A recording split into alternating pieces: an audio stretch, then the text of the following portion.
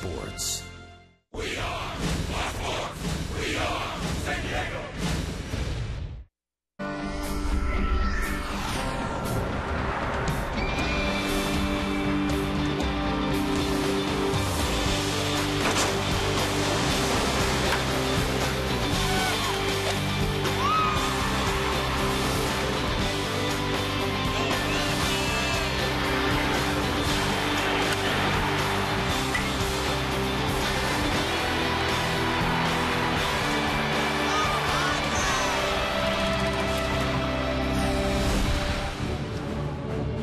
The final military Sunday of the 2013 season is upon us from Petco Park. We all salute the men and women who serve this great country.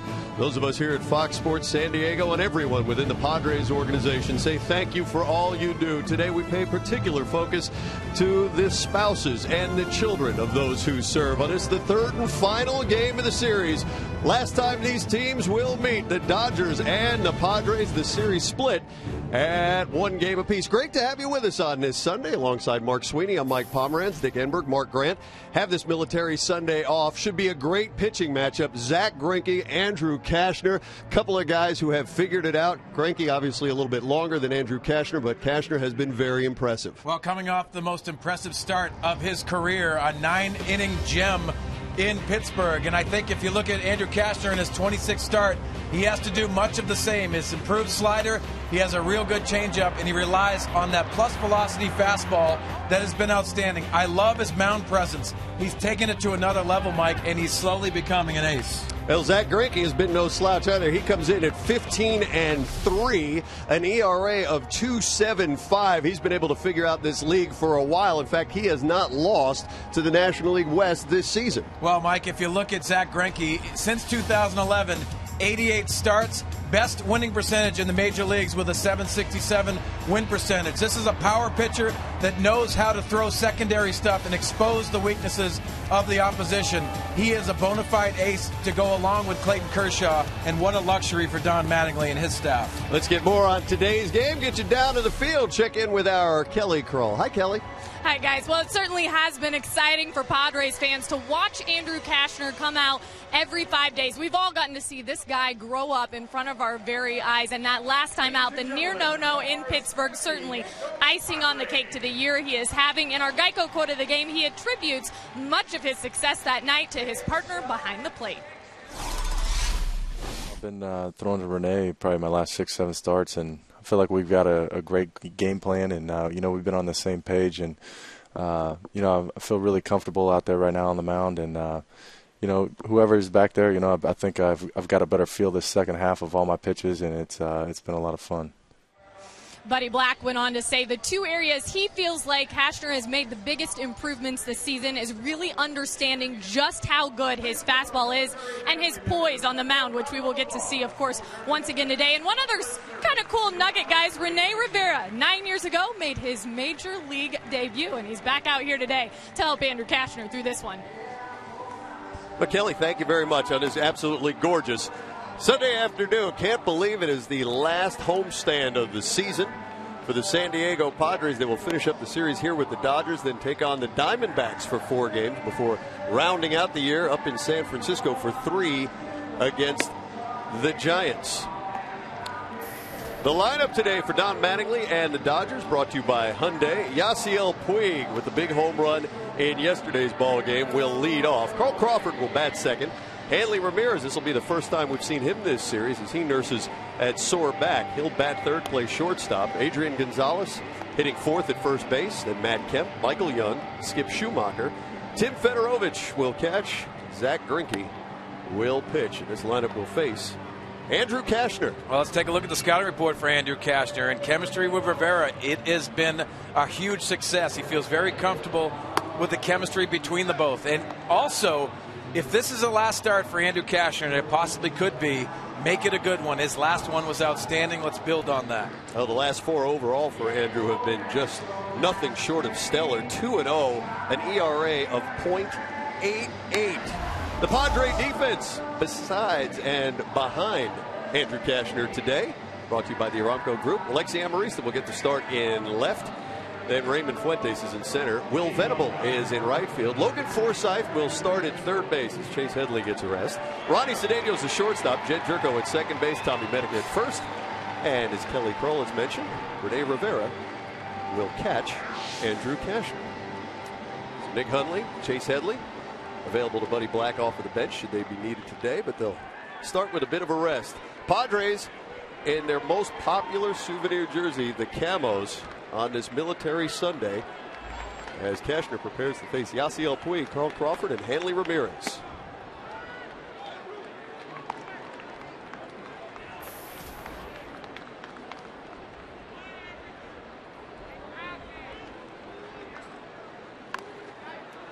After the big home run last night, opened a lot of eyes here at this ballpark. 457 feet.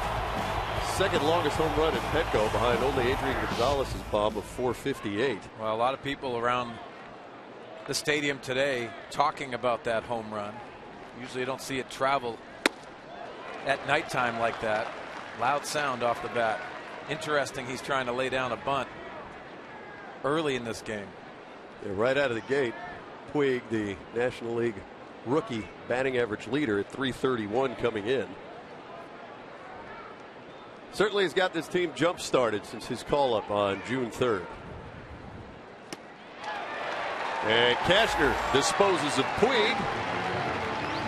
First strikeout of the game, one down. Well, continued success with the breaking ball, and you can see you have to have that to get Yasiel Puig. He will get out of the zone and expand that a little bit when you get ahead. Beautiful pitch by Andrew Cashner. Cashner with a couple of starts against the Dodgers this year. No decisions, though. ERA at a 1.2 against LA. Well, there's so many things to be excited about by Andrew Cashner. I think the use of that sinker has given him that ability to be very efficient in ball games. Crawford, Medica by himself. Two down, so Cashner goes off speed to get Crawford. It looks like he's picking up where he left off after that fantastic start that you were talking about against Pittsburgh. Well, why not? It's a confidence builder. His first complete game in his career, and that's got to feel real good moving forward. Another gorgeous day in San Diego. Temperature right where you want it on this first day of fall, 70 degrees. Very few clouds. Great day for sunglasses, family and friends. It's a Military Sunday, and we're so glad you're with us. Hanley Ramirez, a couple of home runs in Arizona, the game that the Dodgers clinched the National League West. Just before coming in here to San Diego, hasn't played since that game.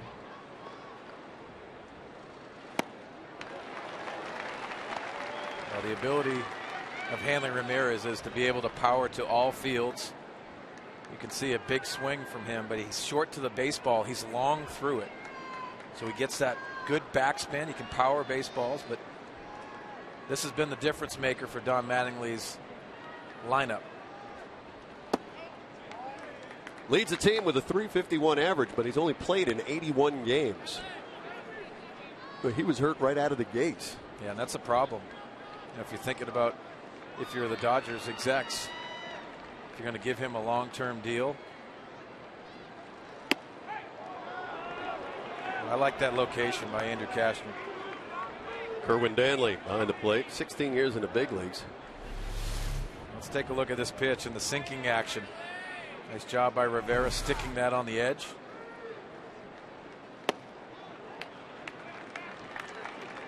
See Rivera kind of reminding Andrew Cashner, here's where I need you, here's where I want you to be. Here's Kerwin Danley, home plate umpire, the crew chief, also a San Diego State alum.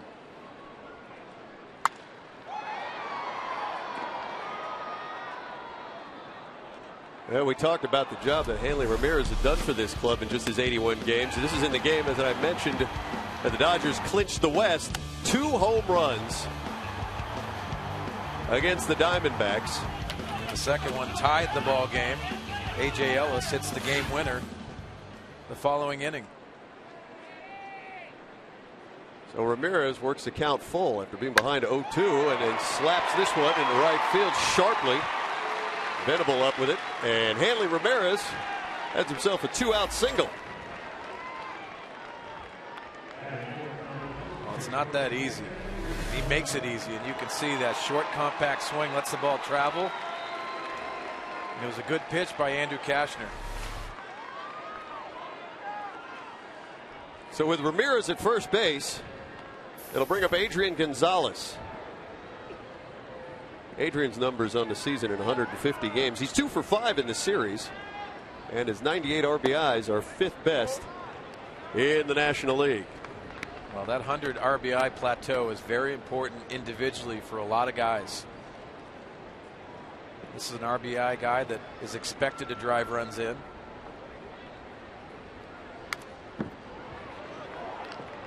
Now, it's interesting you say that because we think of guys who hit 298 as not hitting 300. It's significant, but statistically it's obviously not far off. Same with 100 RBIs or 98. And you battle that individually because you don't want to be selfish in thinking about your numbers. But when you get down to the end of the year, especially when you're out of the playoff race, you want to get those numbers ready for that contract discussions. Make it easier on your agent. Yeah, team game, but individual. Perhaps like none other, I think, in sports, baseball, where you focus on numbers more than any other sport. Well, Mike, the good ones understand those numbers are always going to be there.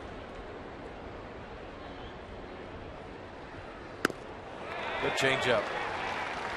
Well, that pitch for Kashner has been dastardly. Let's take a look at the arm action from Andrew Kashner. And yes, same release point as the fastball. Good arm speed. You'll see some awkward swings.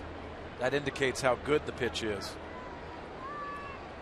2 balls, 2 strikes, 2 outs. All fouled away. See from our Fox tracks of Southland Technology out on the outer edge against Gonzalez. He hits the ball where it's pitched. That fastball there from Kashner, 96 miles an hour, and that was coming off of an 82 mile an hour changeup. It's a huge difference.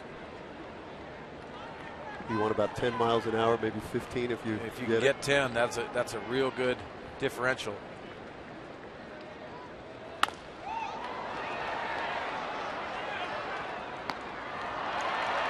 So the Dodgers come into action today at 89 and 66. Chance to win their 90th ball game, and the Padres with a chance to deny them that here at Petco. See Clayton Kershaw, last night's winning pitcher.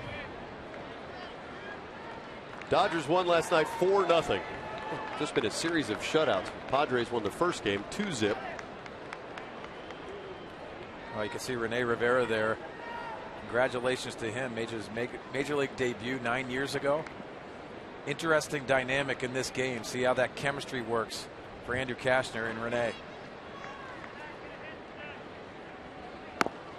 And Kashner at 96 miles an hour blows away Adrian Gonzalez. So the Hanley Ramirez single is harmless. The Padres coming up.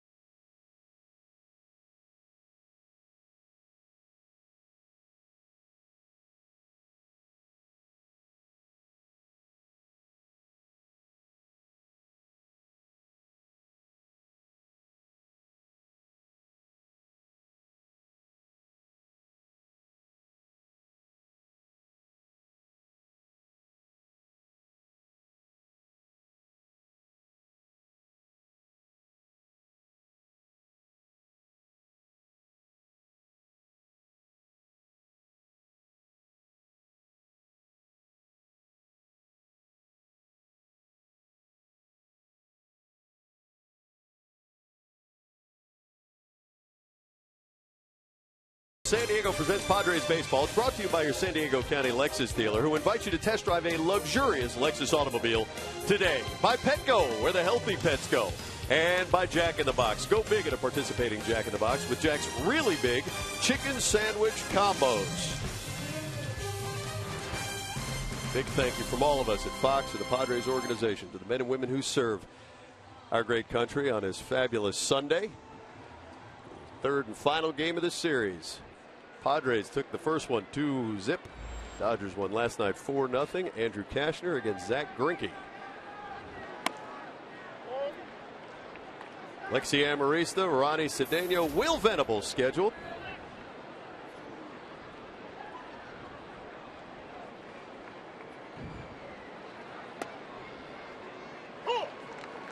And Greinke quickly evens the count at a ball and a strike. Well, Zach Greinke has been everything the Dodgers wanted. 15-3 with a .275 earned run average. He's on a 7-game winning streak. Over that time, a .161 earned run average. That's over 9 starts.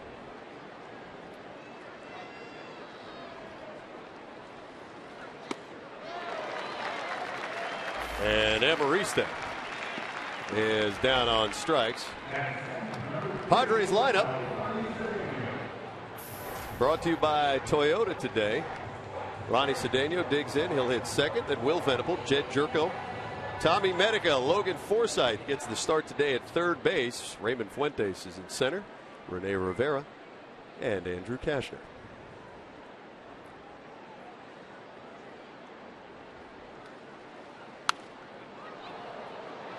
Cedeno hitless in the series, 0 for 6. Well, he looked real good on the road trip.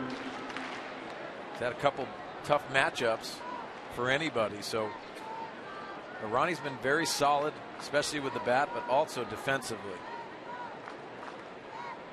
Yeah, 294 on that road trip. The Padres won 6 out of 10 games. I talked to a major league scout before the ball game. He said, "What's got into Ronnie Cedeno? He's been outstanding with the glove." Bud Black has been very pleased with his effort. It's a reason why he's in the lineup every single day. He goes right back up the middle, but second baseman Schumacher will make the play and retire Cedeno for the second out. Dodger defense brought to you today by Hyundai. Carl Crawford is in left field. Matt Kemp in center. Yasiel Puig starting again in right field. Michael Young is at third today. Hanley Ramirez, Skip Schumacher, Adrian Gonzalez. Tim Fedorovich is catching Zach Greinke, who has not lost to the National League West in 10 starts. Let's see. The fellow they wanted in for more than the 81 games they've had him in at shortstop, and Hanley Ramirez. Well, this might be a spring training situation too if this game gets out of hand with the guys that are hurt. Hanley Ramirez, you got to monitor him. These are guys that they want to play, but they don't want to put in position to hurt. You don't have a crystal ball, Mike. You got to be smart about it, especially when you know you got to be healthy going into the playoffs. Want to play him just enough to keep him sharp? Well, you got to get the timing. You got to keep the timing and also the intensity. And I believe mentally it's always important to try to win games, but I say it's a spring training situation because it's not a must-need win.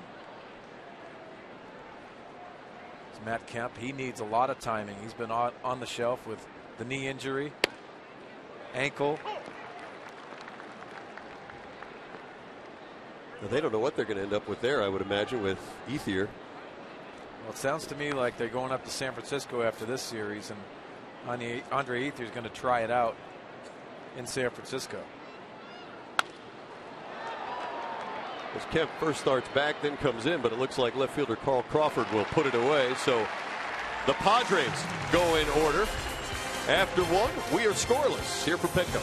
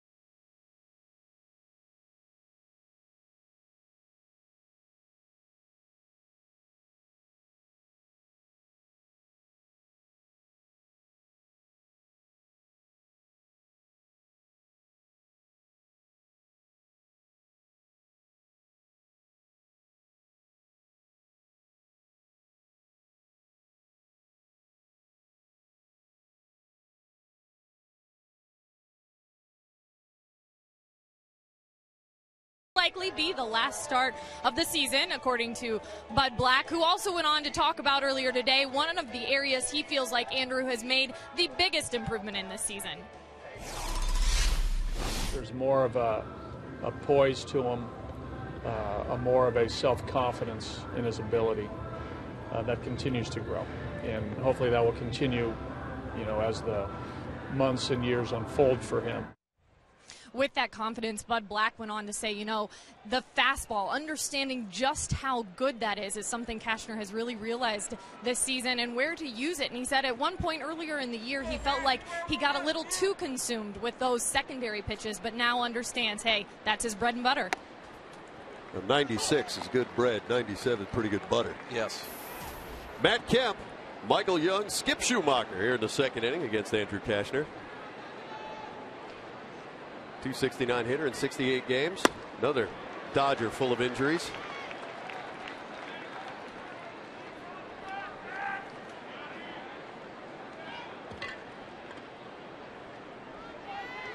Well, Cashner coming off that outing against Pittsburgh where he faced the minimum 27 hitters. He's still sharp again today. Cedeno, one down.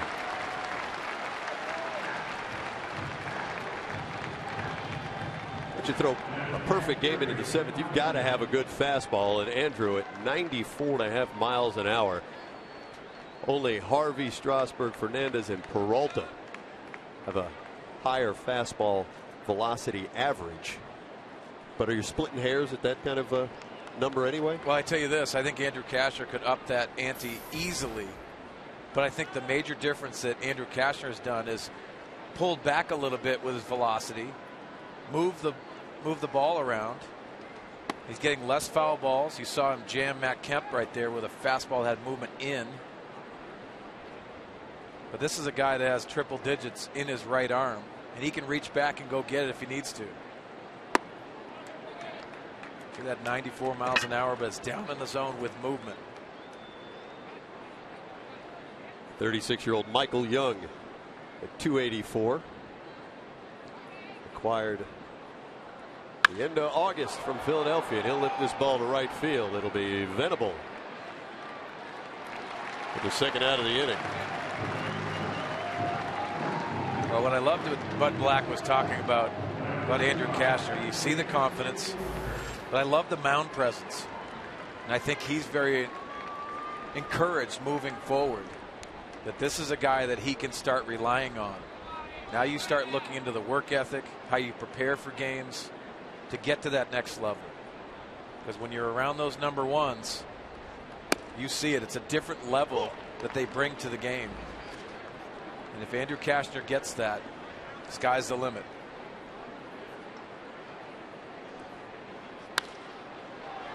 Quickly ahead of Skip Schumacher, 0-2. When you talk about mound presence, is that something that helps set the tone of your defense behind you, or is that something that intimidates a hitter? Well, the defense is not going to stress because Andrew Cashner understands how to get out of tough situations.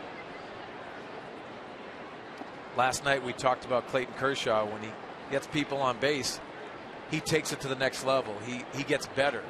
Andrew Cashner has that ability. There's Clayton Kershaw. But Andrew Cashner has that. Now it's all about longevity, how you can do it consistently. And we're seeing consistency from Andrew Cashner. Schumacher behind first. Venable long run. It'll go foul. But you never know with Will. He is one, if he's got any shot at all, he'll make a diving play. He has done it so many times this season. Great hustle, comes a long way for this one. He's wide open here. Yeah, and he's looking to dive there, and he's on full speed, so it's very difficult right around that fence. It gets very shallow out there, but with Skip Schumacher hitting to the opposite way, he was pushed towards center field right there. Long run. Softly hit to shallow left field. And Marista. And the Dodgers go down in order. Jed Jerko, Tommy Medical, Logan Forsythe. Come on.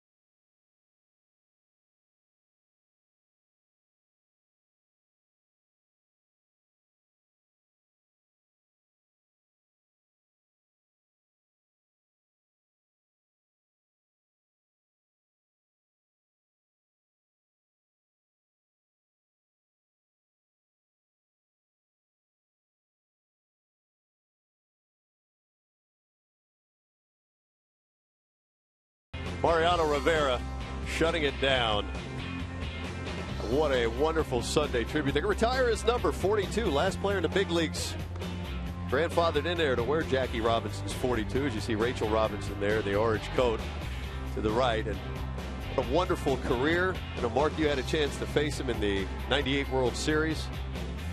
Yeah, not a fun at bat, but a great honor, and the last one to wear number 42. That is very significant in the game of baseball. But I was just told that he is actually pitching in the 9th inning with the Yankees down, because the significance of that. I heard Joe Girardi say something pretty interesting. He said, you know what, it really hasn't hit him yet because he's still in uniform. And when you miss those guys is when they're not in the uniform. Mariano Rivera has been the ultimate pro, and he changed the game with one pitch. Jerko Medica Forsythe here in the bottom of the 2nd inning. As Mariano prepares to retire, Andy Pettitte doing the same. He's getting his last start at Yankee Stadium in the regular season. Unless the Yankees go postseason. That's today. And Jerko surfing this one softly into left field. First hit of the day for the Padres. Jerko comes in at 249 and gets things started here in the 2nd. Pulls his hands in very nicely with that short stride. Gets jammed, but that's a good swing because you're pulling him in on a fastball. It's boring in on you. Continues to grow. So Jed has put together some pretty good power numbers this season. Goes the soft way with a single to open us up here in the home half of the 2nd. Here's Tommy Medica.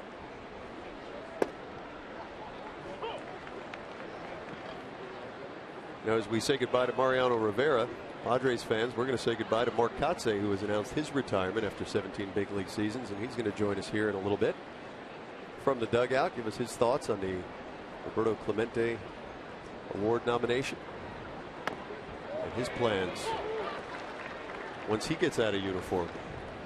Yeah, it's going to be interesting to hear what Mark has to say about that. I know he's a huge family man. Love to spend a lot of time with his wife and 3 kids. Given a lot to the game of baseball. But Tommy Medica had himself a nice road trip when he was called up. And now in his 3rd game at the home ballpark, he's looking for his first hit. He's 0 for 6 in this Dodger series.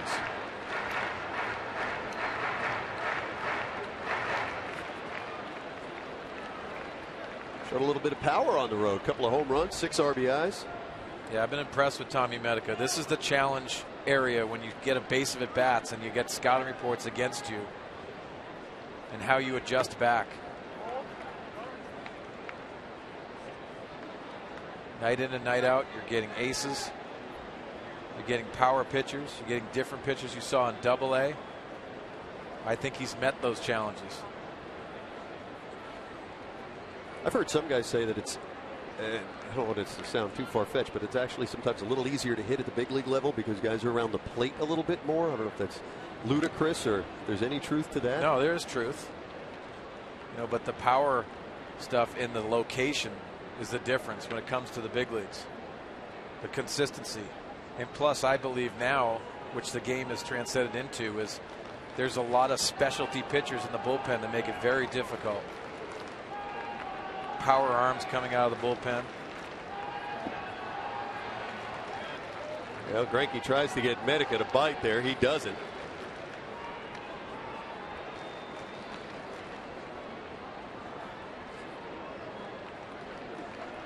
I'll tell you, I know it's water under the bridge now, but I know fans remember the Greinke start April 11th out here with the big brawl that ensued.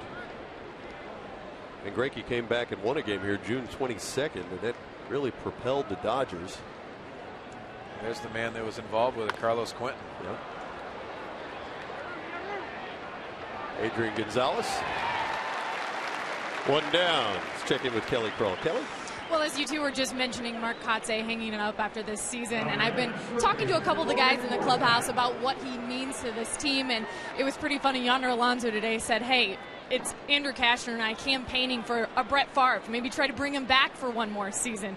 And, you know, I think a lot of the guys feel that way. But a quick update on Yonder Alonso, who had another injection in that left hand yesterday. More than likely, we will not see him the rest of this season, guys. Still in a lot of pain with that hand, and Buddy Black alluded to it today. Probably going to shut him down. Well, thank you, Kelly. Yeah, there's no point putting him at further risk if he doesn't feel right. Yeah, and that's not a great thing for Yonder Alonso, because I know he wanted to come back and play, but hey, you got to get healthy. There's something going on in there, and you have to get injections at the end of the year. Now, Yonder Alonso moving forward is watching Tommy Medica play. He's seeing a right-handed bat,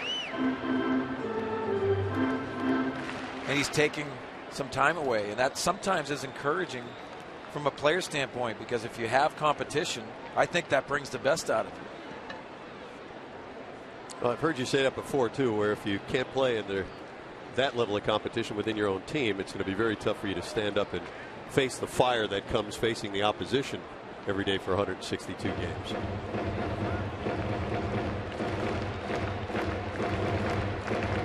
So Tommy Medica gets a good long look here at the back end of the season, and a chance to show the organization what he's made of. He's been successful in the minor leagues. That hasn't been what slowed him down. It's been the injury bug. Injury is also a problem for Logan Forsythe. He's still scuffling with that plantar fasciitis, but able to grit his teeth and play today.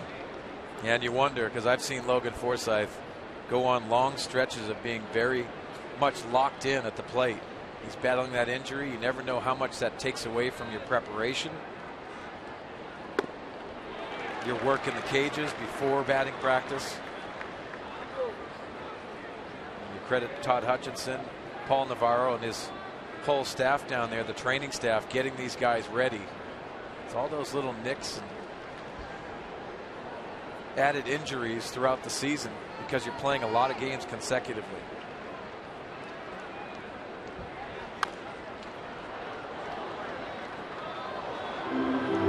Still 2-2. Up into the press box. You got it. I got it. You take it. Watch your laptops. Got to keep the hands in good shape when you're a writer. Yeah. I want the lead today to be I broke my hand so I can't write the article.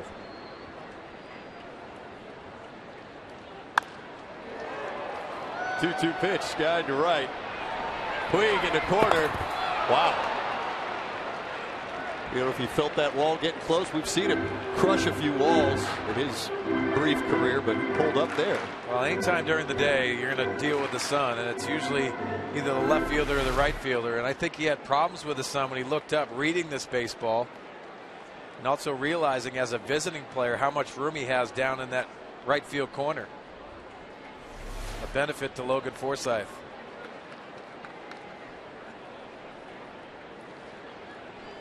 Let's see if Logan can capitalize. Bounce to third.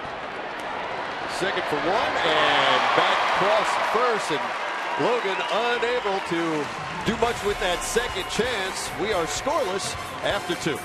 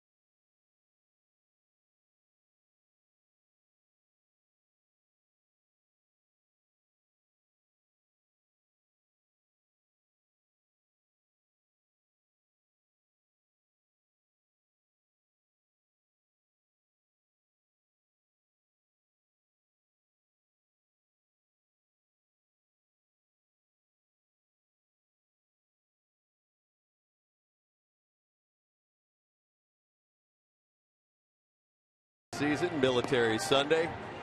Scoreless in the top of the third inning. Tomorrow on Fox Sports San Diego, join Judson and Costa as they get you dialed in on the latest sports news updates. Extra Sports 1360 on Fox Sports San Diego starts tomorrow at 10:30. Don't miss it. Can't miss it. Can't. It's must-see TV. We had them in studio the other night. Love those guys. So here at the top of the third inning, Andrew Kashner will face Tim Fedorovich, Zach Greinke, and the top of the order, Yasiel Puig.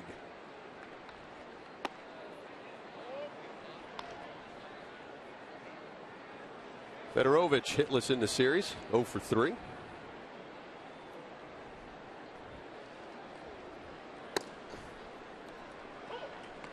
And we talked a moment ago about Mariano Rivera shutting it down in New York. Well, Mark Kotsay, nice enough to join us today. He's announced his retirement after 17 big league seasons. 17 very impressive big league seasons. Mark, first of all, congratulations on being one of the few guys in this game who can make that decision on his own to leave. Well, I appreciate it. It's obviously an honor to be able to do that. I contribute a lot of that to this organization. And, I've been enjoying every minute of my career, and really these last few days I'm just taking everything in. And Mark, too, and what a great honor for the Roberto Clemente nominee for the Padres in 2013. Congratulations on that as well, and your thoughts on that. Well, my thoughts are it is truly an honor to be up for the Roberto Clemente Award. As an older player, I do understand what that represents, and I do take pride in the fact that this game has allowed me to give back to the community and to the people that allow us to participate and do what we love to do in this great country. And, as you know, the military means a lot. First responders mean a lot to myself and my family, especially after my father served as a police officer for 23 years of his life.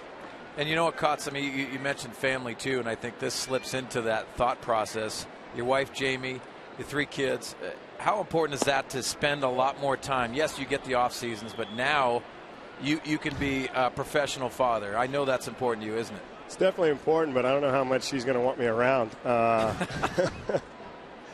It's a change of life, and you've been through it, as a lot of our peers have been through it. And, we try and gather as much information about being home and what that really means and how we can be productive in that role. And, I know the children will enjoy having me. They've already asked and are asking what it really means. So you can't really anticipate what it means until you actually dive in and be a full-time dad. But I do love this game, and I love what it's allowed me to do and where I'm at in my life, and I do want to give back to this game.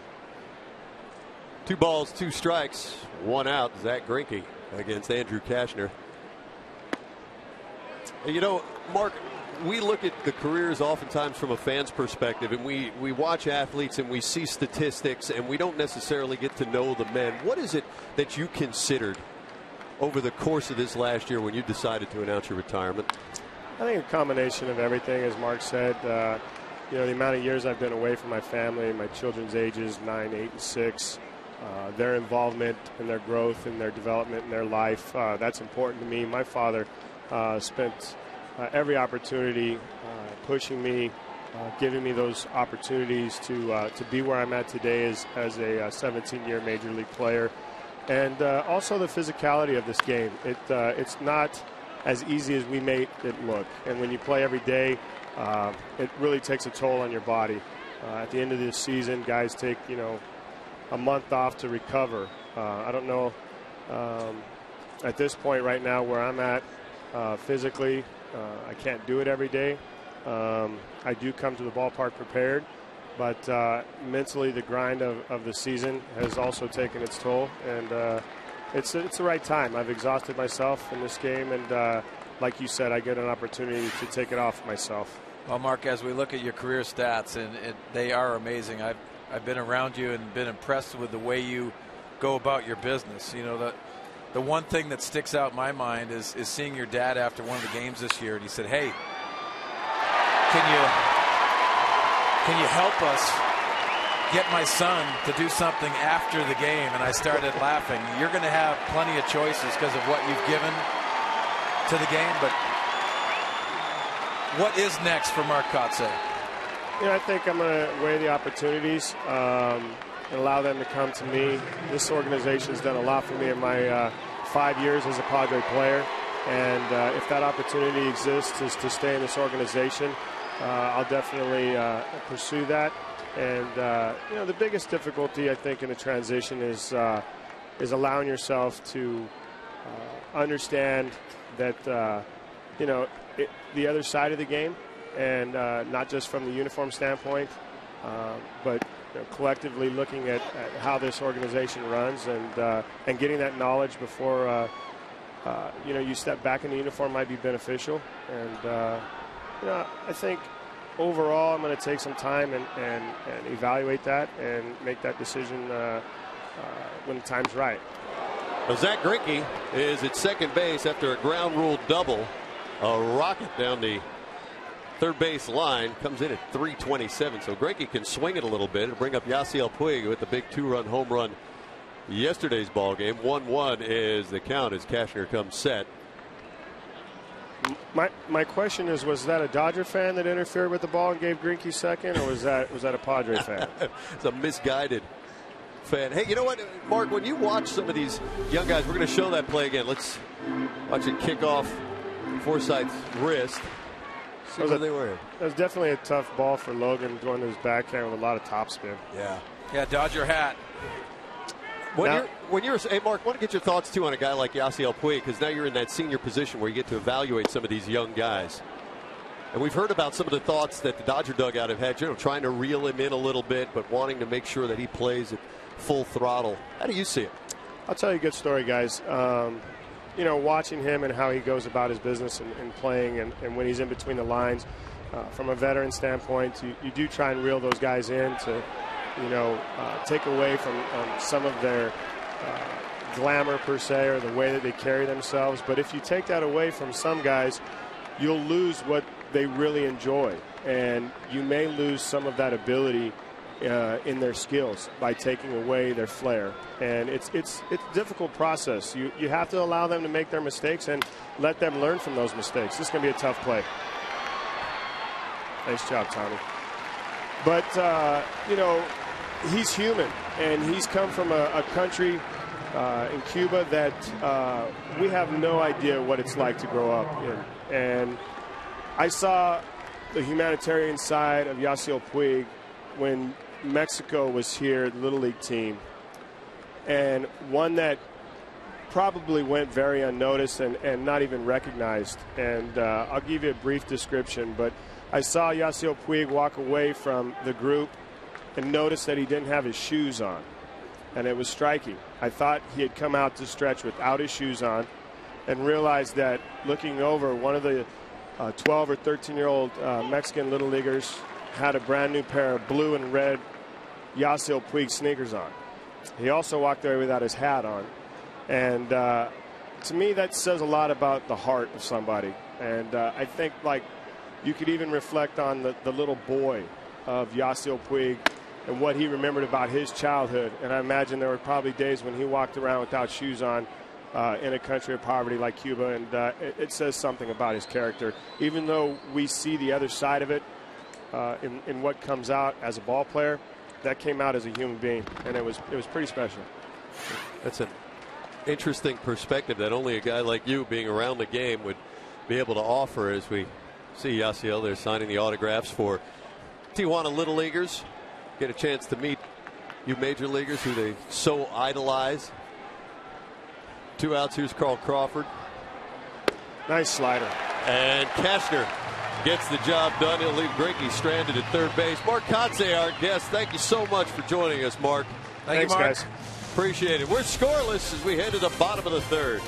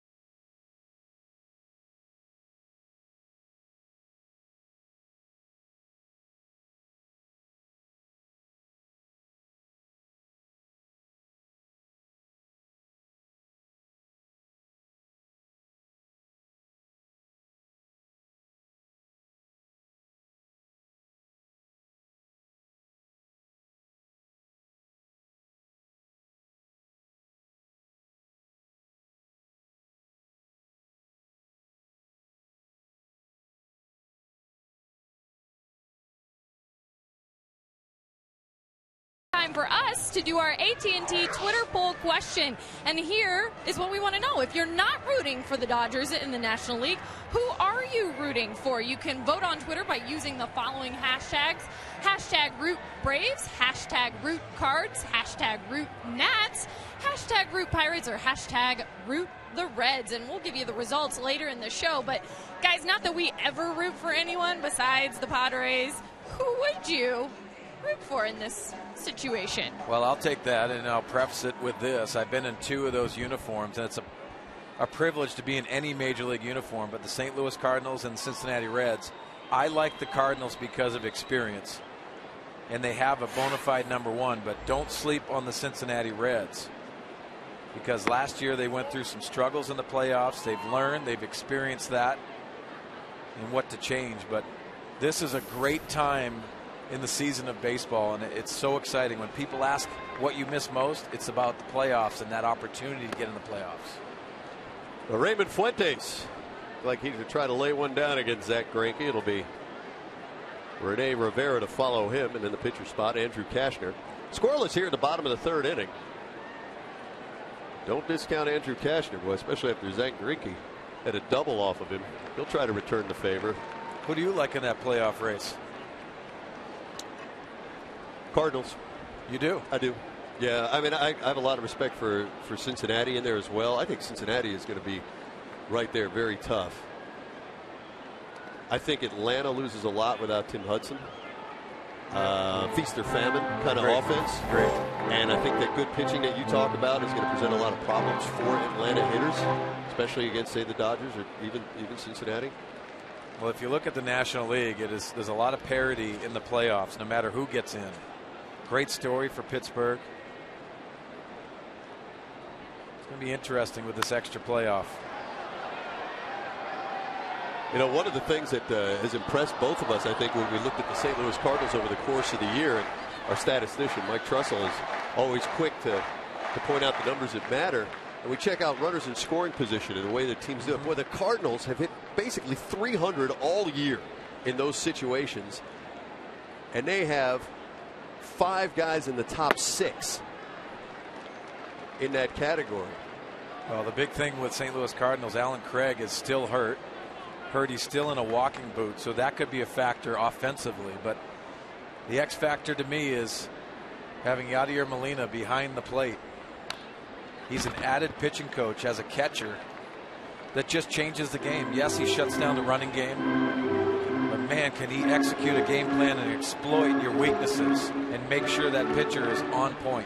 Is he your MVP? You know, if you look at the whole body of work and you're not talking about numbers, I would say yes, and I wouldn't go wrong with that. Andrew McCutcheon's been a great story, and so is Paul Goldschmidt for Arizona. I think the factor is who gets into the playoffs, because that's valuable in itself. So Raymond Fuentes is aboard. That's the first walk issued today by Zach Greinke. It'll bring up Rene Rivera. Well, good situation for Rene Rivera. He can handle the bat as a short stroke and got speed on the base pass with Raymond Fuentes. Not a bad situation to hit and run. Got to take some chances with Zach Greinke. Hey, remember, Rivera, the game-winning RBI Wednesday against Pittsburgh. And he'll take outside for ball 1. He tried to sneak a strike in there with almost a quick pitch. Fuentes has 3 stolen bases.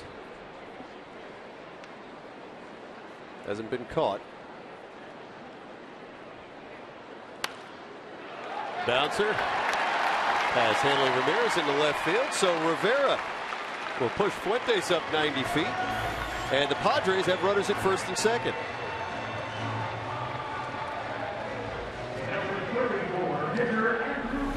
Well, elevated breaking ball, and Rene Rivera gets his foot down early, and you can see he hits it off the end of the bat. But perfect spot. Nice knock, putting in a situation for Andrew Kashner to lay down a sacrifice bunt. So maybe time for a little bit of payback here as Greinke doubled off Kashner. And Greinke and Kashner right there. Most hits by pitchers. Greinke with 19, Cashner with 12. He takes a lot of pride in this facet of the game, helping yourself, giving your manager opportunity to possibly putting in a slash if you're ahead. But this is a sacrifice situation, in my opinion. Michael Young at third, Adrian Gonzalez at first, both in tight.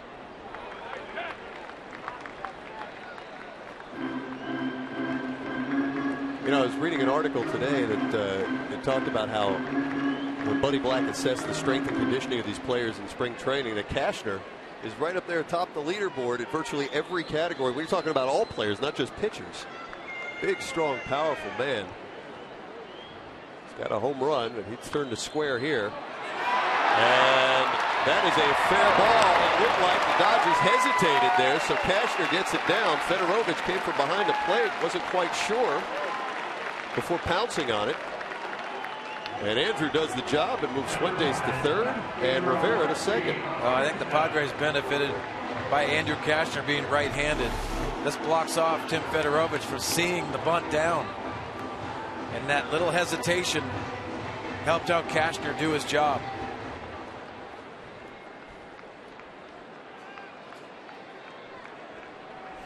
So with one out, here's Alexi Amarista. He struck out in the first.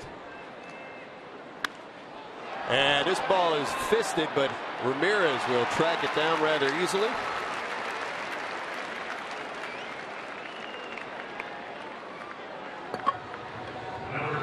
Well, it'd have been nice to see Alexi be able to drive something up there in the air, maybe get a sac fly, but nothing doing. So Amarista's retired. Saw this with Kershaw yesterday. Mark, you pointed it out that when the good ones are in trouble, they make pitches, they bear down. Well, they do. They get to manipulate the baseball. They have that thought in hitters' minds that they have the power fastball, so sometimes you have to cheat on that. What that relates to is a lot of hitters getting out of the strike zone. Ronnie Cedeno. You see him flipping up that slow breaking ball. He likes to do that early in the count to buy that first strike.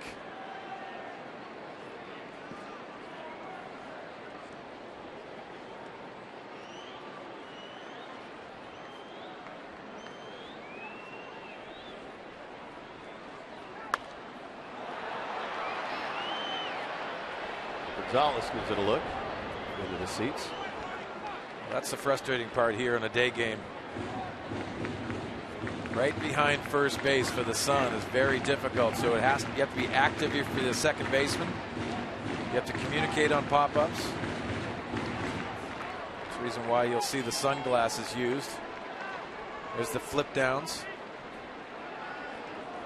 You also have the Oakley glasses, different manufacturers that you'll just wear so your eye acclimates to the sky and the surroundings. Well, Cedeno hangs tough, fouling off the 0-2 pitch. You know, it's funny too when you see a guy with the sunglasses on the top of his hat. Yeah, right? It frustrates a lot of managers. Adrian Gonzalez wears those glasses. It's amazing the technology that helps you as a player. There's Matt Kemp putting him down, but center field's not the problem here. But if it becomes a problem, they put him down. Nice block by Fedorovich. The Padres really need to produce a little bit of offense. It's been a bugaboo for them all season, but in particular with these runners in scoring position. We mentioned how well the Cardinals are effective in those scenarios. Well, the Padres last night 0 for 6, 0 for 17 in the series. Well, hopefully Bud Black's just getting a stretch in right there and not frustrated. But you're right, Mike. That's the difference of winning games consistently. You have to do well in these situations and come up big with 2 outs.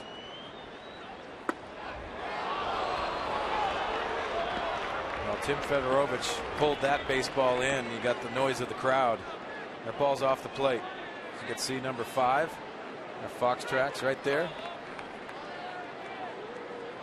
Saw Greinke kind of hold his finish position there as if to say, I think that's in there. Really? Bouncer Elliott backs up Young. Long throw. Very well executed. Young, the veteran, knew he had a beat, made a strong throw, on the backhand. Almost let the ball play him, but he outdid Cedeno, and we're still scoreless.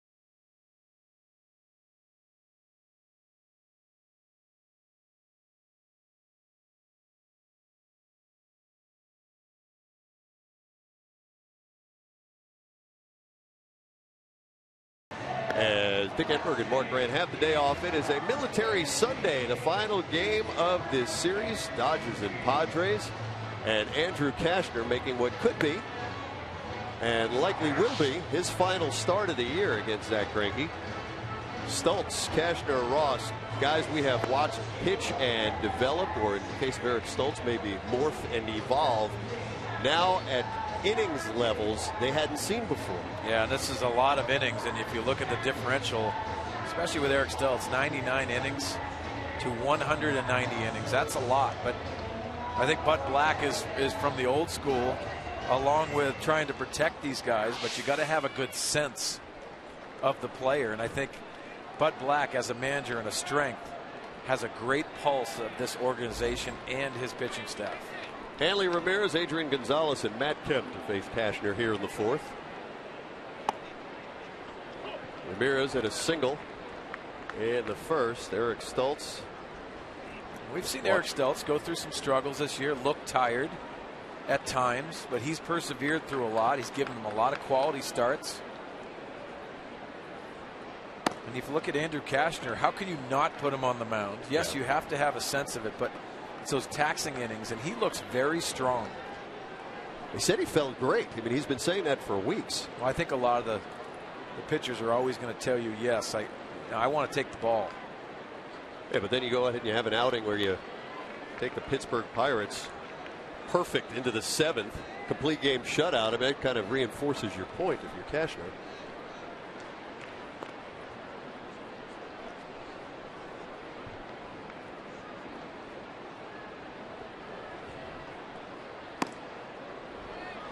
Two balls, two strikes now to Ramirez.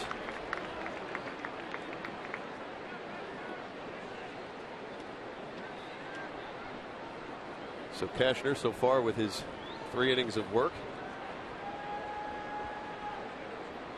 171 innings thrown in 2013.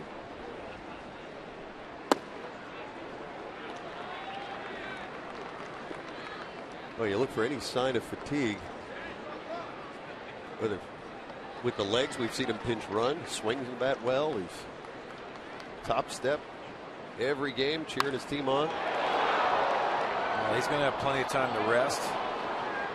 And if indeed this is his last start, yes, it's a maturation process that you're looking for Andrew Cashner, and he's had a tremendous year in that. If you're trying to check those boxes, well, they have something special moving forward into next year. with a bouncing ball foul. A lot to like when we check out Andrew Kashner, and his earned run average since August 19th at a .96. These aren't just National League leaders, folks. These are the best in all of baseball. And Andrew Kashner is front of the pack. 10 starts for Andrew since the All-Star break. 5-3. ERA just a click over 2. He'll take this roller himself and retire Ramirez. One down. Well, Mark Loretta's down near the dugout. And Mark, your impressions of the year for Andrew Kashner? I think you're right, Mark. It's been a maturation process for Cash. And, you know, I think you guys are talking about the innings, and it's the big spike in innings when you go from, say, 70 to 170 like Stoltzfus has, that has shown in the past that makes pitchers a little bit more vulnerable to injury. And in the front office, guys do a lot of research and have a lot of data going back. Doesn't mean guys are going to get hurt necessarily, but if you do have the luxury of tapering some innings off, most teams would go that route. Here's Adrian Gonzalez. Kashner struck Gonzalez out in the first.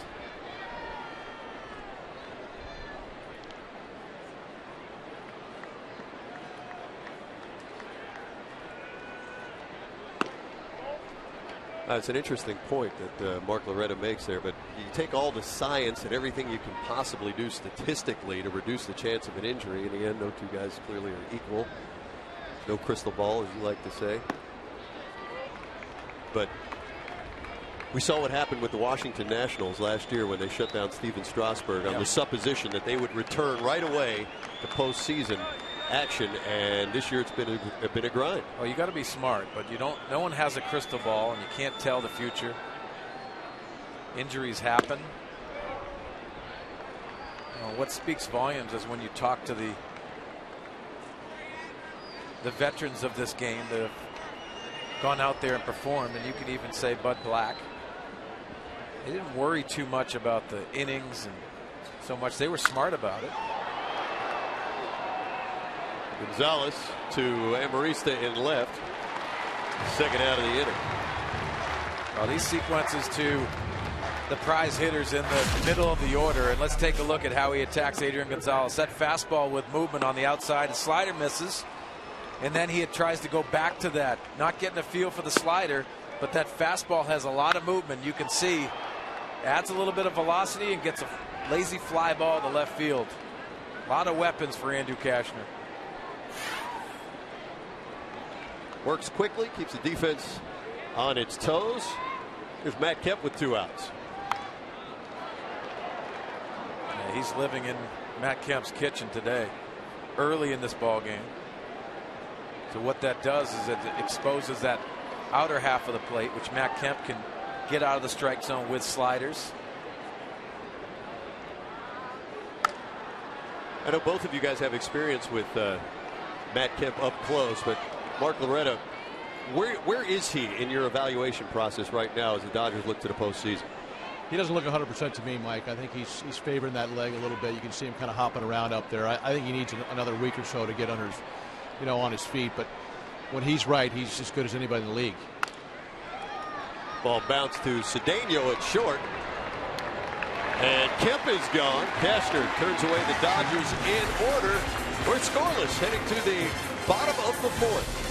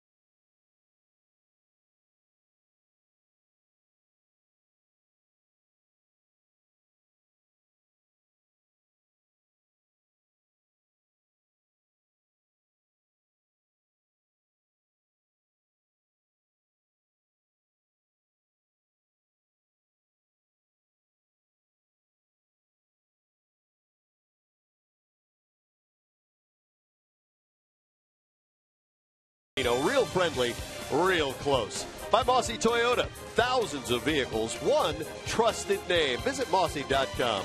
And by the Aramco Group, purchase, refinance, reverse.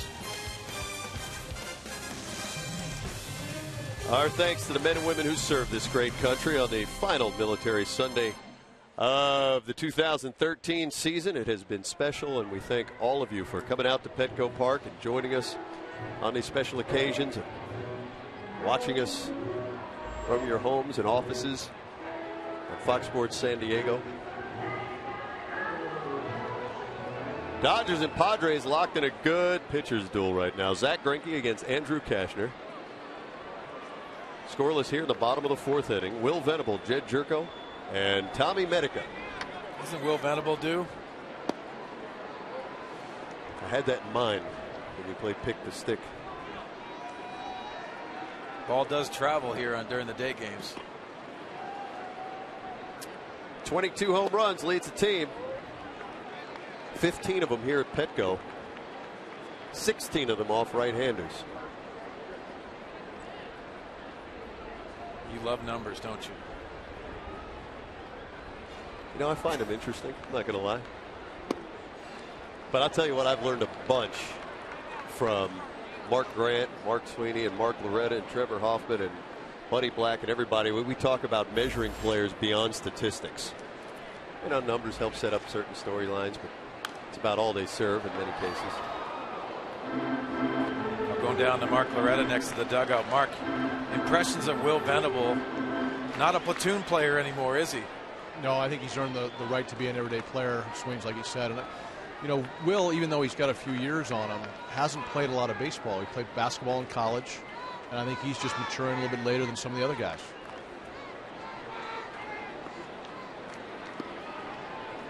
You're talking to two guys who are still waiting to mature. You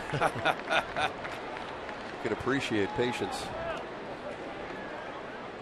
You know, he doesn't have to look too far. We hear about late bloomers, and you can consider Dave Roberts one of the best late bloomers in the game. That's his outfield coach and first base coach. Oh, Greinke is still very, very tough today as he'll get Venable. Just Greinke's second strikeout. You've seen the slow breaking ball early in this game by Zach Greinke. Getting out front, Will Venable takes an awkward swing because of that timing aspect.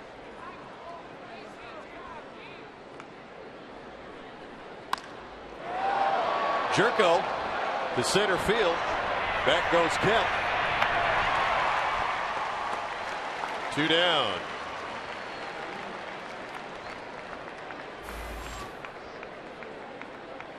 Well, Jerko did have the home run in the first game. Everybody been watching him with his power display. 20 home runs, tied for the National League rookie lead with Evan Gattis. So here the crowd. Oh, the ball's lifted. Now he's built that expectation level with the fan base, and to his credit, he has fit into the big leagues very well this year. Tommy Medica looking for his first hit against the Dodgers. 0 for 7 now in the series after a pop out in the second.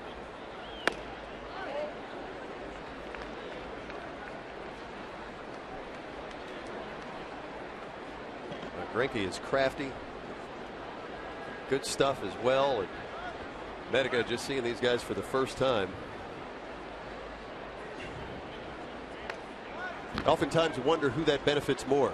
Well, Mikey, I mean, you're seeing from Zach Greinke that he is crafty because he has secondary stuff to go along with different velocities with his fastball. He can cut it, he can sink it, but he can also four seam it and add a little bit of velocity. That is a bona fide pitcher in the big leagues with a lot of experience.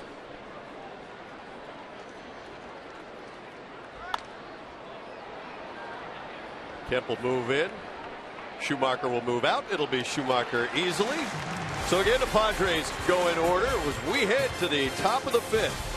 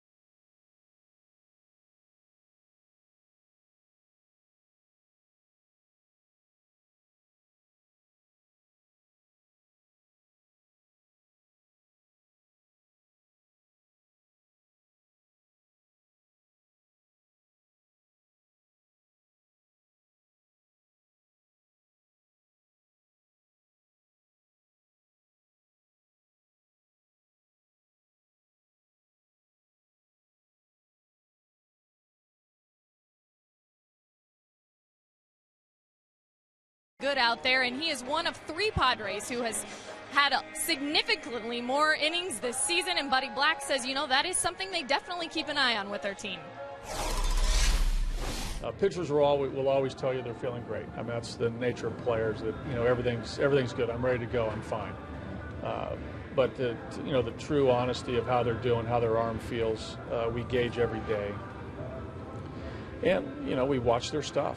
We watch the action on their pitches. We see these guys every day. We watch every start. We watch every pitch. This goes back to spring training, and with our eyes, we're able to gauge their pitches. Eric Stoltz, one of the guys who's admitted, I'm a little bit tired at this point in the season. 100 more innings pretty much for him this year in comparison to last. And he told me, I just started to change up my routine a little bit. I'm not lifting as much this time of year, not throwing as many side sessions. And he also said those ice baths, guys, not much fun, but certainly help the legs a little bit. We don't miss those. You go in the ice bath, you're pretty much conceding you have full body swelling. You start the season right with just the elbow, maybe the shoulder. Well, it is taxing. Darren Balsley, Bud Black, they're monitoring everything, the training staff. Michael Young, Skip Schumacher, Tim Federovich. And Young will roll this one to Forsythe. And one away. So we're talking about these innings counts and pitch counts, and Clayton Kershaw, who threw yesterday, as he was trying again for the Cy Young. Last season he threw 227 and 2/3 innings, with a total 3,468 pitches. This season, 2 1/3 more innings, but fewer pitches. Yeah, that's one start. Nice try as he backs down. He's got a shot. There's Jerko. And Medica finds his way to the bag. Boy, the advantages to keeping your composure at second base. When the throw is short, you block it, keep it in front of you. Jed Jerko turning in a gem. Well, you talk about being an athlete. This is a reaction play, and also knowing where the ball is, keeping it in front. Skip Schumacher does not like Jed Jerko right now. That ball was smashed. Your impressions down there, Mark? Swains, I played with, or didn't play with, but I had Coach Jim Gantner who used to say, "Don't panic in those situations," and that's exactly what Jed didn't do. He did not panic. He knocked the ball down, took a little hop, got it, got him. Great play. Got to have good hands to make that play. Outstanding job by Jed Jerko. Tim Federovich behind in the count to Cashner. No balls, 2 strikes. Well, Mike, before that play, we were talking about Clayton Kershaw, and talked to the pitching coach for the Dodgers, Rick Honeycutt. He said it was all about the innings. It's a storyline that everyone in baseball follows. Andrew Cashner shutting down the Dodgers.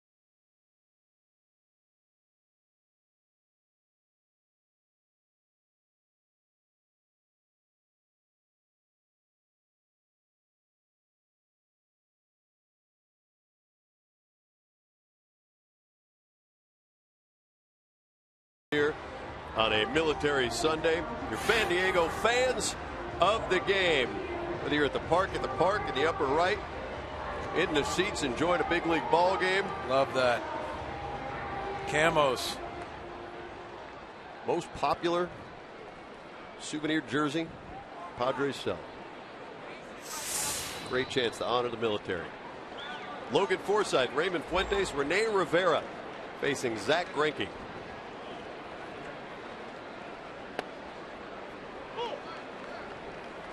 Forsythe bounced into a double play, his only time up in the second.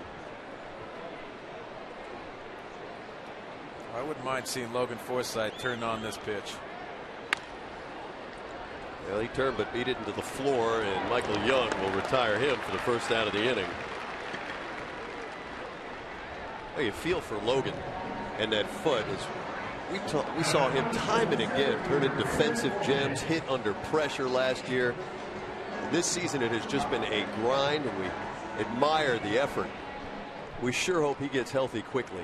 Well, it's easy to fall in love with Logan Forsythe, and the last few spring trainings have been very frustrating, just trying to get through without injury.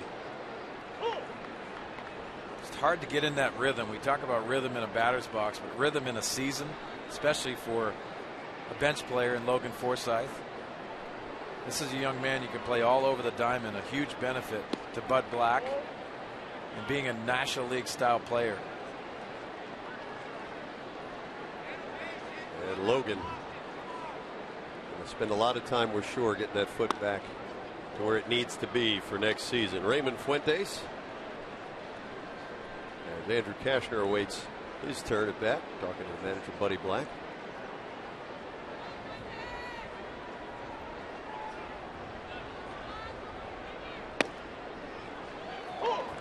Two balls, two strikes to Fuentes. You know, thinking about Logan Forsythe and Mark Loretta, your years as a middle infielder, I know you appreciate the effort that he puts forth, and he had a lot of skill that he was able to display at the big league level.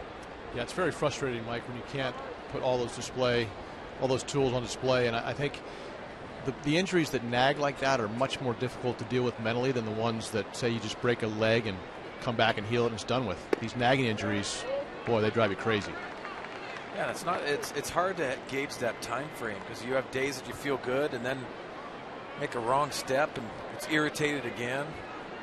Very frustrating, and then it limits your work and what you try to put in every single day because you're in the training room.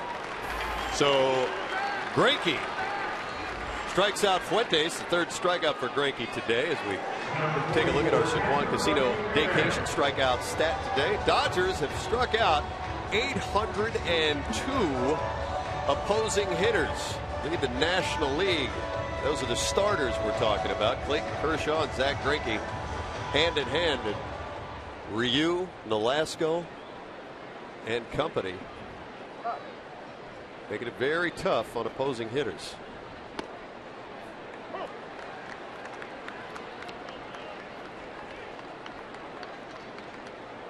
Rene Rivera singled in the third.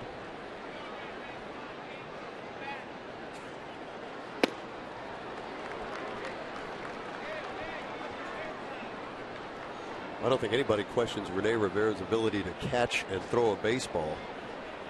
And hitting has been a little bit more of a challenge for him as he's worked his way to try to stay in the big leagues. Well, that's the difference.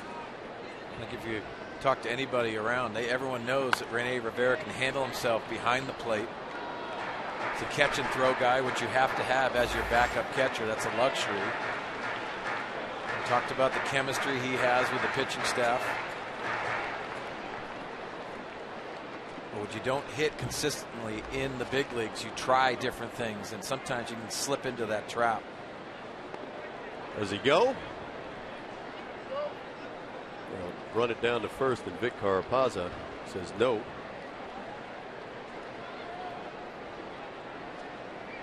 Well, you wonder too when a guy comes in off the bench as a backup if you press a little bit too at the plate. Well, you got to remember your number one priority is to catch the ball game and do your job there. And 1 for 4, driving a run in is an outstanding day.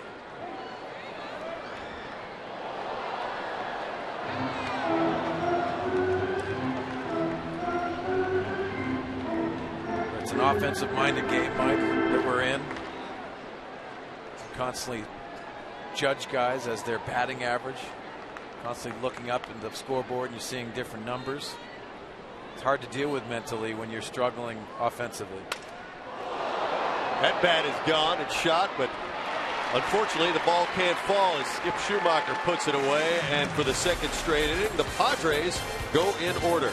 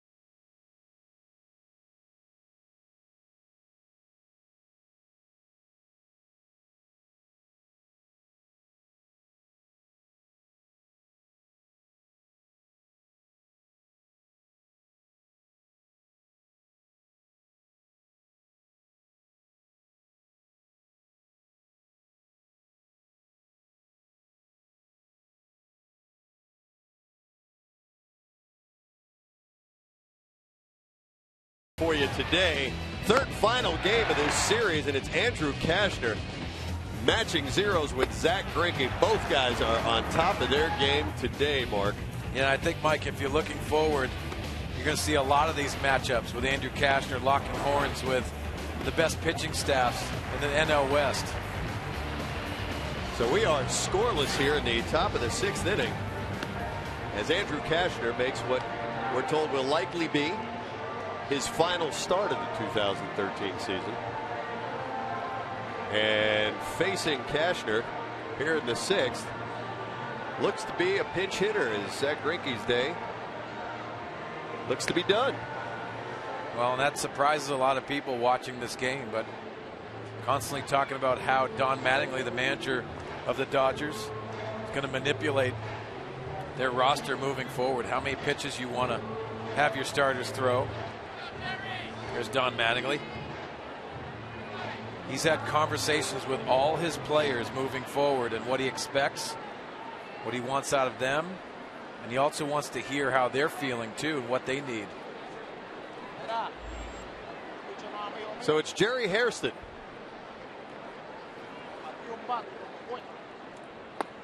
And then the lineup will turn over. Yasiel Puig waits on deck.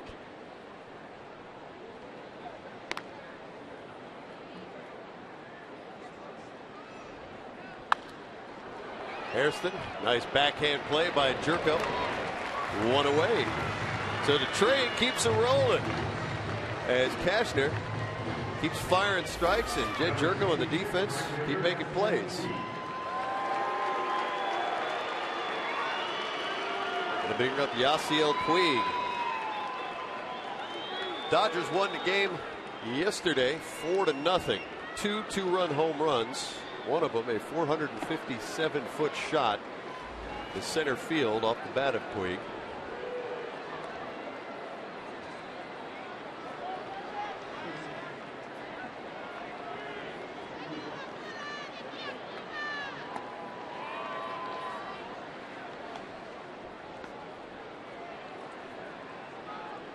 I thought for sure that Greinke might go at least one more. But after 5, 72 pitches, a couple of hits, a walk, 3 strikeouts, he's done. Puig is 0 for 2 today. You know, Mike, we always talk about down and away, sliders to Puig. I like that last pitch, pitching in. That's what it does. Exposes that outside. There's Forsythe. 2 down. Let's check in with Kelly Kroll. Kelly?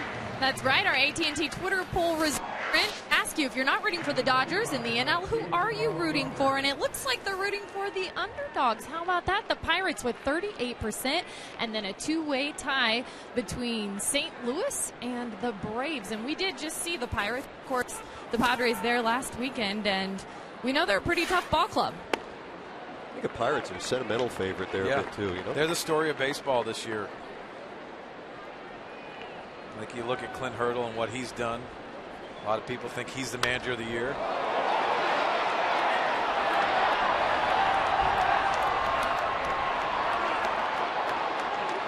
Long strike off the bat of Carl Crawford. Yep, Clint Hurdle's done a great job. And you know, we talked about the series that the Padres had in Pittsburgh. And now you're seeing a lot of scouts in the stands. And they're scouting these teams and looking at their weaknesses moving forward. And I think the Padres gave the scouts those opportunities to see some of the weaknesses in the Pittsburgh Pirates. How you can pitch to them. And how you can go out and attack them, because they won 3 out of 4 games in Pittsburgh. Outstanding series. That was a great job by the Padres at PNC Park. And yeah, we see Pedro Alvarez, for example, big power numbers, but feast or famine guy. And if he goes cold in a series, he helps you not at all.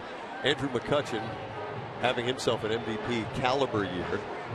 And the Padres did a nice job with Andrew McCutchen. Sure did. But that's your star player that has to step up if you get into that playoff atmosphere.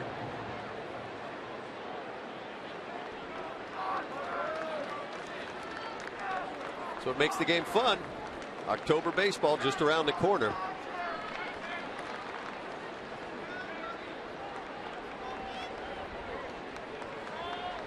Pirates 2 games back in the Central behind the Cardinals. But right there for the wild card. Lifted to left field. Amarista puts it away. Dodgers go down again. We're still scoreless.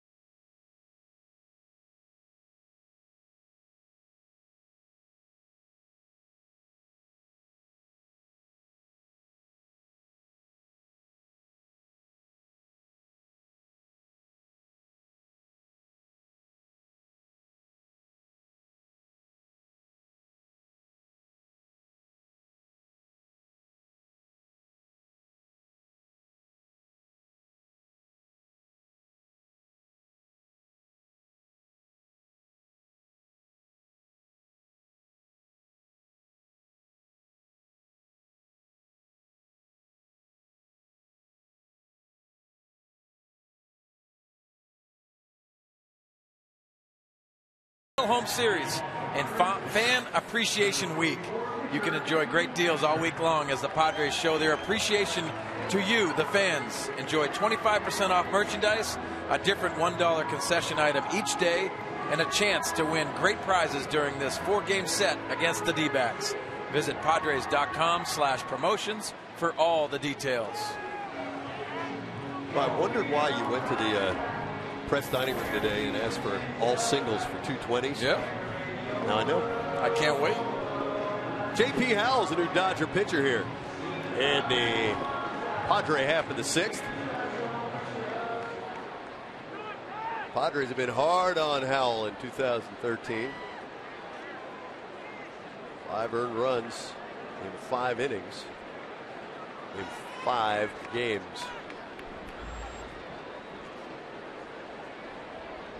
Andrew Kashner to lead things off. Adrian Gonzalez puts that one away. So Kashner goes after the first pitch he sees from Howell. And there is one down. Tomorrow when we see it for Padres Live, the pregame show will be at 6:30 as the Padres welcome the Arizona Diamondbacks to town. That's going to be a 4-game set. It'll be Brandon McCarthy against the lefty Eric Stultz. Should be a pretty darn good battle. These are the final 4 games of the season at Petco. Remember, the Padres wrap up 2013 on the road against the Giants. So we hope to see you out here at the ballpark. 4 more chances for you to do just that. Monday, Tuesday, Wednesday, and Thursday, all against the Diamondbacks. All good matchups. McCarthy against Stultz, Wade Miley against Tyson Ross, Delgado Kennedy, Cahill, and Erlin. Well, Ian Kennedy going up against his old mates. That's exciting for him. Here's Kristen Orfia hitting for Alexi Amarista.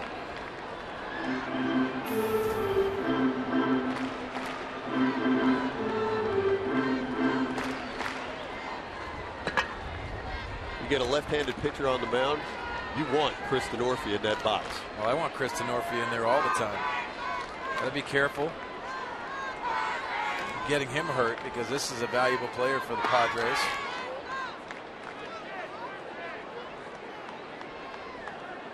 His good friend Will Venable looks on.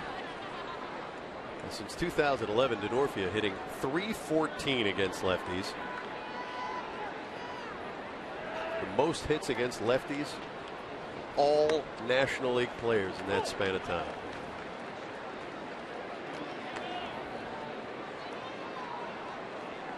Buddy Black looking to get something going here. Bottom of the 6th inning. Zach Greinke now out of the game as you see J.P. Howell. It's been a good pitchers matchup so far.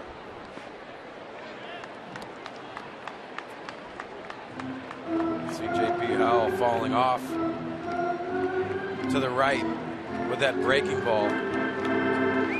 Has a lot of body throwing at you, then the arm comes. Sometimes that can be very deceiving to the hitter.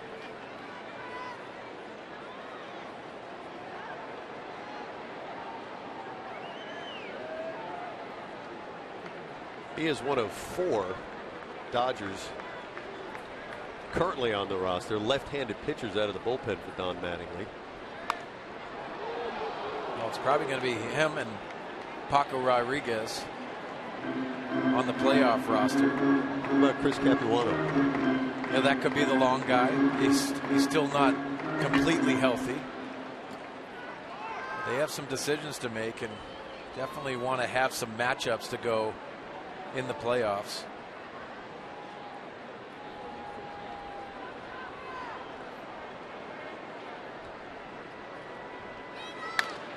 Two bounce to short. Here's Ramirez. And Denorfia's gone for the second out of the inning.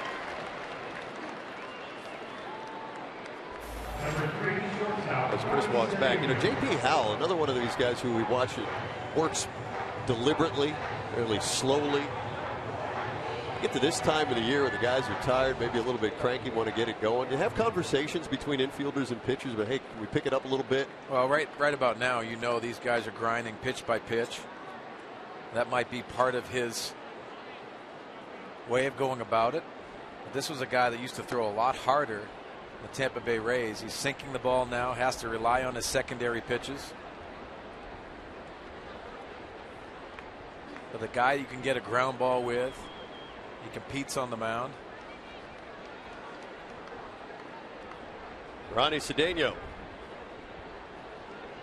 0 for 8 now in this Dodger series. Nice play by Michael Young. And Cedeno is gone. 3 straight innings for the Padres. They have gone down in order.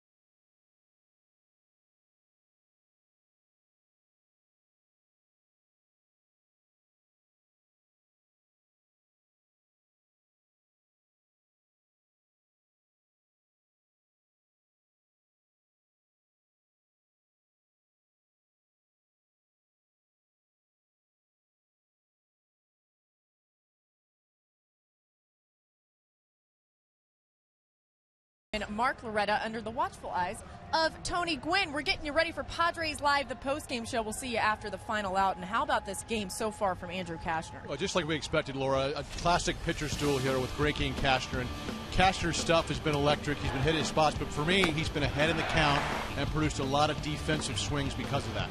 Well, the Dodgers did take Greinke out of the game maybe to give him some rest as they get ready for the playoffs. So hopefully the Padres can get some offense going. And when we see you after the final out, we'll have the breakdown of this game. And also, we'll tell you how the New York Yankees said goodbye to a legend. We'll look forward to that. That's in the post-game show. Laura and Mark, much appreciated. So it's Hanley Ramirez, Adrian Gonzalez, Matt Kemp, the heart of the Dodger order here, as Kristen Orfia takes over in left field for Alexi Amarista.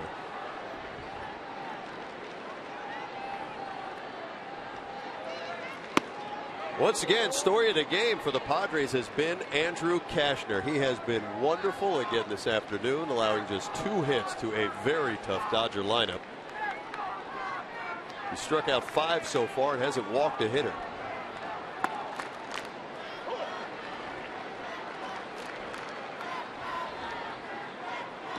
I'll tell you what, if this is his final start of the season, he has made a wonderful statement, but a heck of an argument for giving him one more. A huge statement.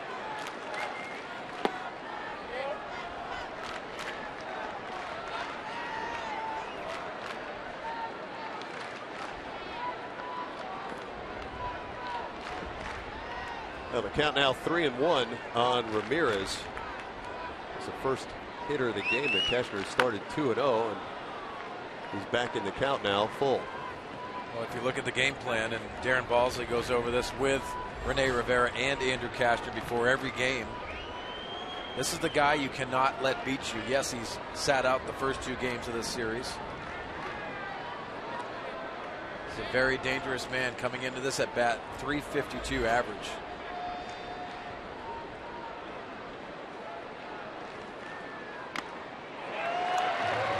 Nice job by Rene Rivera holding on to that foul tip. So that's strike 3, and Ramirez is Andrew Cashner's 6th strikeout victim. I marvel at the individual battles in the game of baseball, and Andrew Cashner wins this battle with his power fastball. Elevated in the zone.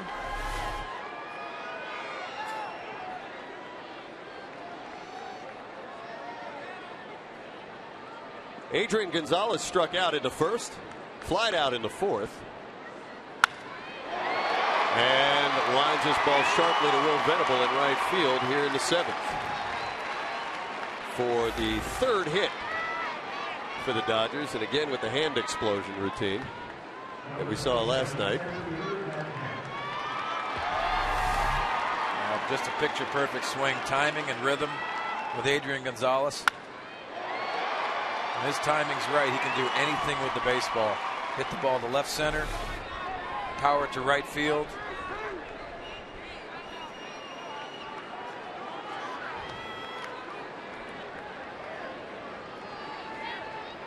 That'll bring up Matt Kemp. He's 0 for 2 today.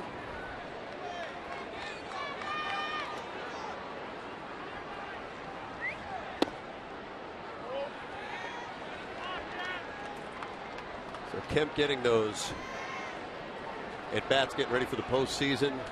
As we talked about, the Dodgers uncertain about Andre Ethier and his ankle. Mark Loretta told us he just thinks Kemp is in desperate need of another week's worth of at bats for the postseason, if he's going to be effective in that time span. As Rene Rivera will trot out to the mound, talk to Andrew. There's a lot of X factors moving forward for the Los Angeles Dodgers. This is one of them. Because Mark Loretta's right. Matt Kemp is right. He can change a game. Just like all the others that we've talked about on this roster. They are deep offensively. Anybody can win a ball game. But typically, Mike, when you go through stretches that the Dodgers have, different guys are winning ball games every single night. That's what happens on winning ball clubs. 2 balls, 1 strike. You know, as we heard Mark Kotze talking about trying to keep reins on Yasiel Puig, it reminded me that you had played with Matt Kemp when Matt was coming up in the league, and he also had a lot of spark and fire. Yeah, and I got to be honest with you too, and he made a great point. As a veteran guy, and we had a lot of veteran guys on there, Nomar Garcia-Parra, Jeff Kent, and we tried to corral Matt Kemp because, you know, at times he was a rookie, and it, you know, looked like he wasn't treating the game with respect too much. And that's not taking anything away from Matt, but I think as veteran players, we handled that situation wrongly at times too. You try to do the best of what you've learned in the game. There's no match for that Cashner pitch there. So with Adrian Gonzalez at first, Andrew Cashner bears down and he punches Matt Kemp's ticket. Power fastball after a couple sliders to start the at-bat off. Andrew Cashner has a lot of weapons to go to. 97 miles an hour on the fastball right there. That's what impresses me the most. You see 93, 92, 94. Then with 2 strikes, he can reach back on his 103rd pitch and get 97. That's impressive. Well, you can see right there the reaction time is so limited. It's 95 with movement. He looks like he's playing catch with Rene Rivera. It comes out of his hand with explosion. First inning he's throwing 98. Here in the 7th he's at 97. That's Andrew Cashner's version of getting tired. And that's what Bud Black looks at. He looks for the finishing of pitches. And as a manager, you have to look at that and say, hey, this guy is looking stronger as the game goes along.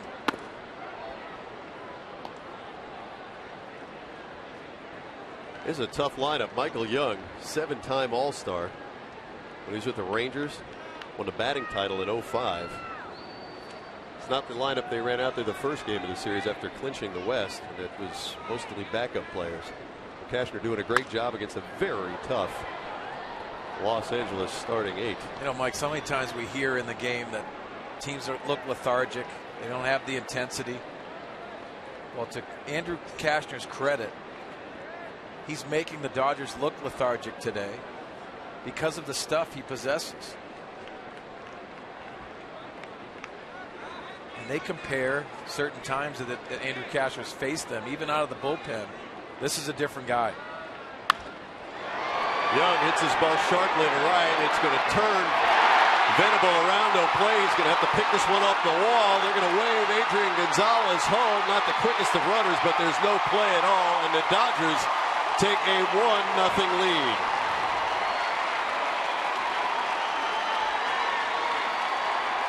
So Gonzalez singles. Cashner strikes out Kemp, and then Michael Young hits a ball squarely over the head of the right fielder, Will Venable. Well, credit Michael Young on a picture-perfect swing on a breaking ball away. He goes with it. I don't think Will Venable saw this ball off the bat. He had a different break to the ball, and that first step wasn't there. Put him in a bad situation. Got over his head. It didn't play the ball off the wall. Adrian Gonzalez did not want to score. Tim Wallach, the third base coach, wheeling him in on a triple by Michael Young.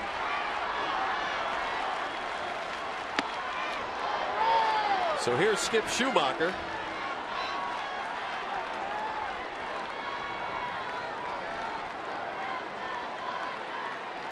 Schumacher is 0 for 2 as Young sits at third base. Bouncer back to Cashner. And Cashner will take it himself, flip it over to first base Tommy Medica. And the Dodgers are done in the 7th inning. But they will pick up a run on 2 hits. We are in the 7th inning stretch, and we're going to keep it right here on this Military Sunday for God Bless America.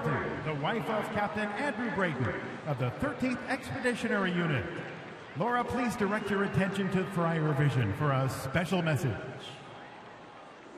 This is Captain Andrew Brayton, currently deployed to the 13th Marine Expeditionary Unit on board USS Boxer. I want to say hi to my wife Laura, daughter Eleanor. Miss you both, love you both very much. Semper Fidelis, go Padres. And now please sing along as Laura presents God Bless America. God bless America, land that I love. Stand beside her and guide her through the night with the light from above, from the mountains to the prairies to the oceans wide with foam. God bless America, my home, sweet home. God bless America, my home, sweet home. Laura Brayton.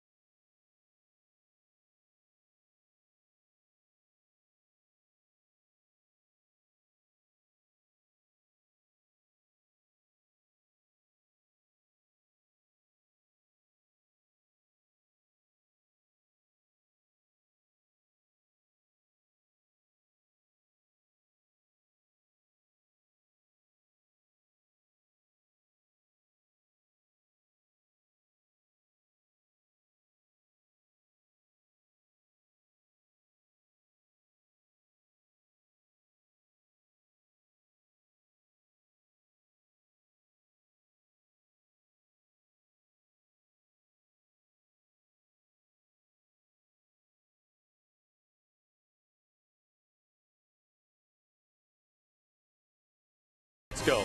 And by your San Diego County Lexus dealer, who invites you to test drive a luxurious Lexus automobile today.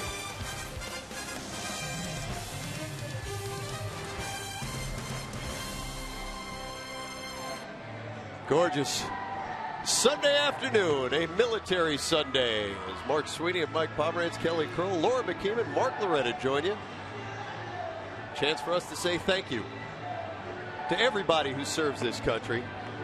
And this has been no day at the beach for the Padres.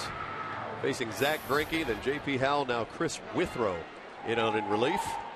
Dodgers lead 1-0, picking up a run in the top of the 7th. Single by Adrian Gonzalez, then a double and an error by Michael Young. That would score Gonzalez, and that is where we stand. And I got to correct myself too, Mike. I called that a triple. It was a double and an error in right field. But he does get the RBI. So in addition to Don Mattingly changing out his pitchers, Hanley Ramirez leaves the game, and Nick Punto takes over at shortstop.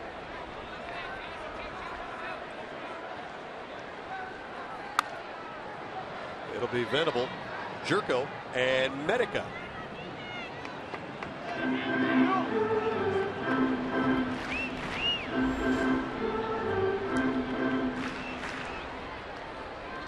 Now the Padres with just 2 hits so far today. And only 3 hits yesterday, being shut out 4-0. And beat the Dodgers in game 1 on Friday. 2 runs on only 5 hits. But when you face Clayton Kershaw and Zach Greinke, you know going in, it's going to be tough sledding.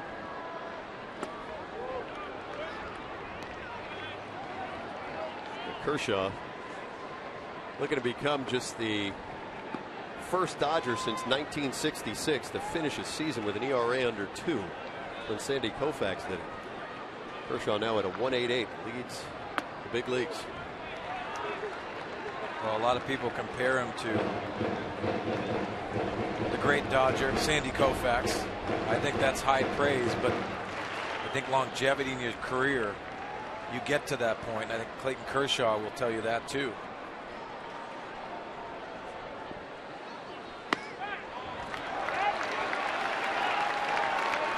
So Chris Withrow.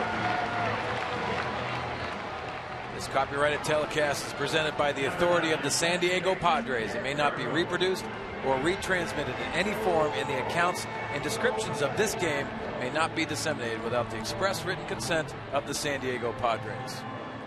Withrow issues a first walk. The first batter he faces, and Will Venable will bring up Jed Jerko.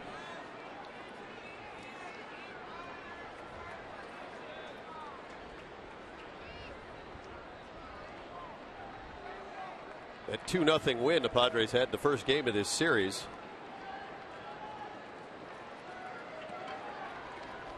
Came in no small part the solo shot that Jed Jerko hit back in the 5th inning of that first game. Well, offensively for the Padres, they have to get on the board, especially with Andrew Cashner's effort.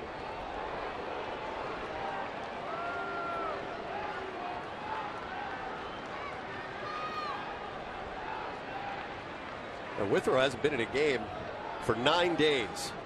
He threw an inning against the Giants. Gave up a home run.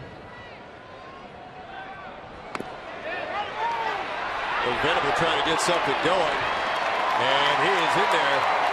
The stolen base, Federovich. Gave it a look, but Venable, it's stolen base number 22. Oh, what a good break by Will Venable. A high pitch, good pitch to throw. Federovich gets down there and ends up dropping the baseballs. Good slide. Tried to put on a quick tag. That's probably why he dropped that baseball. But credit Will Venable getting in the scoring position.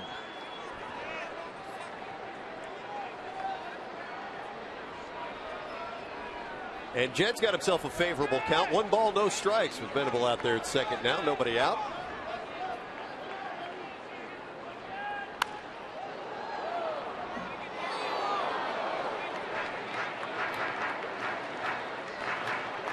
As we mentioned, Jed, after that 6-win road trip, boy, he was doing damage out there. 342 on the road, a couple of home runs, 7 RBIs. He was 13 for 38. He has a home run in this series, as we mentioned. As a hit today, a single in the second. It's a perfect time to go to the right center. That right center approach. He's got the power to right center as well.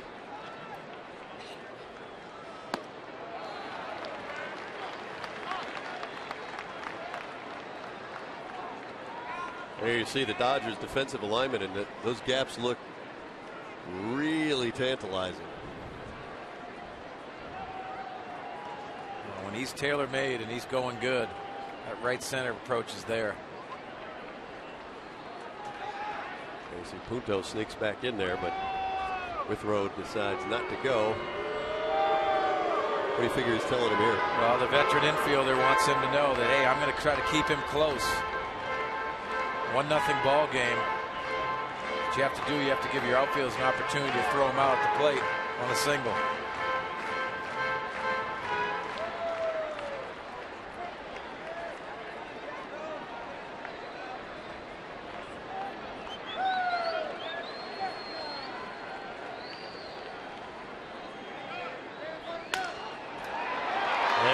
Punto will get Jerko, but it'll move Venable over to third base. So now the Padres have a chance to push a runner across. Runners in scoring position have been problematic. Can't get these guys to cross home plate, and now a sac fly. Be a difference maker and tie this thing up at 1.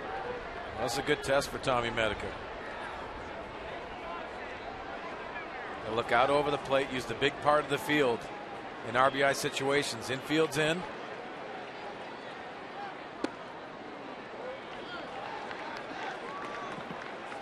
Padres 0 for 20 in the series with runners in scoring position. See the infield in right there. Pressure is on the pitcher.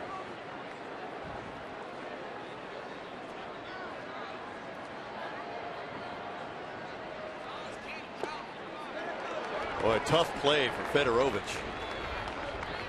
The pressure's on the pitcher and the catcher in that situation. Good backhand by Fedorovich.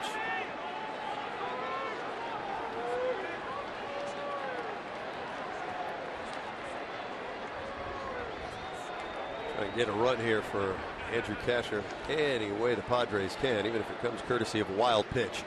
2 balls, no strikes. Way off the mark for Medica. Withrow has had some control problems in the minor leagues. He's been successful out of the bullpen for Don Mattingly. I think this is a situation Tommy Medica needs to look for something specific in that small little box and get after it. Good at bat. So Medica waits out Withrow, draws a walk. Second one issued this inning by Withrow, and Fedorovich will talk it over with him. So looking at the double play in order. Dodgers may have other plans. We'll talk about it. Rick Honeycutt, the pitching coach, goes out there and talks as we take a look around the majors. Andy Pettitte, his swan song for the Yankees. Goes 7 innings, couple of hits, couple of earned runs, 6 strikeouts as the Yankees lose to the Giants. We showed you a little bit of that ceremony with Mariano Rivera today, and Pettitte is done now at Yankee Stadium once they make it to the postseason. What a great big game pitcher in Andy Pettitte. Braves clinching the National League East Division title with the Nationals losing to the Marlins in the first game of a doubleheader, and the Reds beat the Pirates. Wild card standings. Reds and Pirates. That's the story of Washington on the periphery, running out of games now to make up this difference. Yeah, they almost had to run the table in that situation. It's never over until you're mathematically eliminated, but it's going to make it very difficult for the Washington Nationals. So the Padres have runners on the corners for Logan Forsythe, who bounced into a double play in the second and grounded out in the fifth.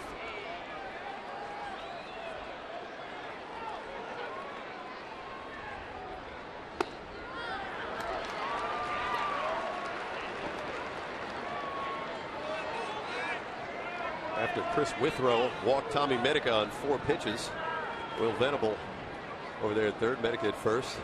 Rick Honeycutt had a few words for him, and he pours over strike one.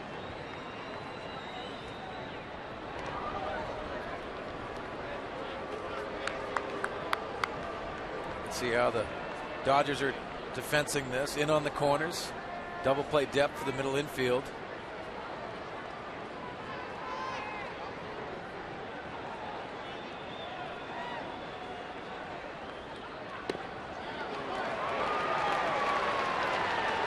Forsythe looks back at home plate umpire Kerwin Danley as Danley calls strike 2 on him. So now Forsythe in a hole, 0-2.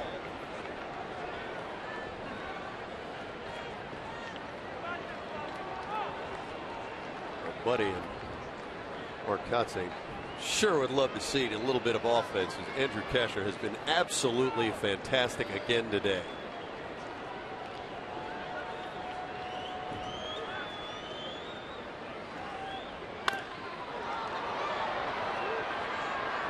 See from our Fox Tracks by Southland Technology, a couple of mistakes there. He took one, took a swing at that next one. Right on that outer edge. You adjust your approach at all if you're Forsythe here? No, because you have a power fastball, so you have to hit off the fastball. But when you use the big part of the field, it enables you to turn on that breaking ball. And Logan looks at strike 3. Doesn't like the call. Kerwin Danley, 16 years in the big leagues. He assesses that one as a strike. And let's take a look at pitch by pitch. Fastball up in the zone that's called a strike. Then that little cutting action for another strike. He gets another pitch to put out there, and then the perfect pitcher's pitch. Logan Forsythe did not like that. But you go back to that couple pitches in the middle of the at bat that he could have executed his plan. Tough at bat by Logan Forsythe. Like you said it before, you're only going to get so many opportunities up there in those spots. And while Withrow had trouble finding the strike zone prior to facing Forsythe, he was able to bear down, strike out Logan for the second out of the inning. And that'll bring up Mark Kotze.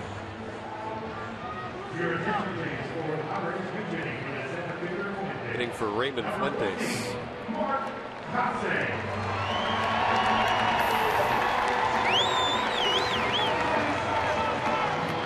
Crowd acknowledging the career that Mark Kotze has put together. 17 seasons in the big leagues, and he'll wrap it up after this year. Mark is 10 for 62 as a pinch hitter, has a home run, 4 RBIs. First pitch, swings, bounces it just to Withrow. He'll underhand it to first base, and unfortunately Mark unable to get a run across. Dodgers still lead this 1-0.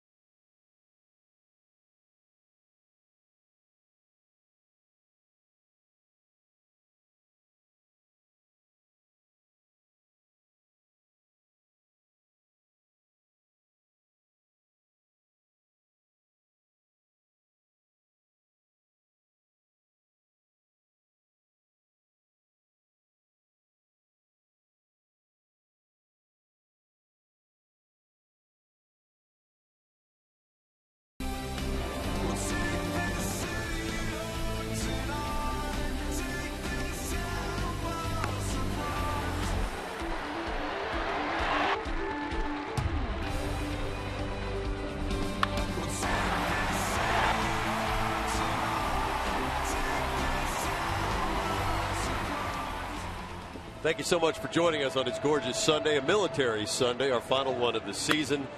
1-0 Dodgers lead this in the top of the 8th inning. New pitcher. Andrew Kashner's day is done after spinning a gem. It'll be Nick Vincent on for the 41st time this season. He's 5-3 and ERA at 2.4. Kashner went 7, allowed the 4 hits. Very sharp today. What a job Nick Vincent's done out of this Padre bullpen. You see Kyle Blanks takes over in left field. Will Venable will move from right field to center, and Chris Denorfia goes from left field to right.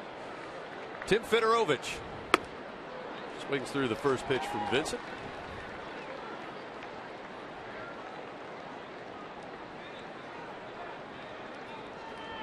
So the Padres will give Fedorovich the left center gap. Anticipating perhaps that he will go the other way. That tells me he struggles with the fastball. As you can see, both first pitch fastballs, swinging under it.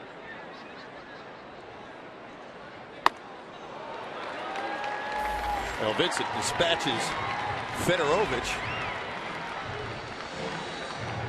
1 down. Charger fans, it's time to bolt up. Thursday, join Laura McKeeman as she talks with Coach McCoy about the roads ahead. Plus, the crew breaks down the X's and O's and bolts breakdown, and meet this week's featured Chargers cheerleader, Chargers Insider, all new Thursday at 10 on Fox Sports San Diego. Now Mike McCoy and Phillip Rivers. Ken Wisenhunt, the offensive coordinator, a little newfangled offense going for San Diego.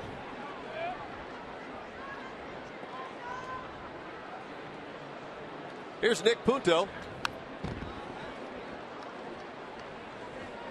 Punto took over for Hanley Ramirez, who started the game at short.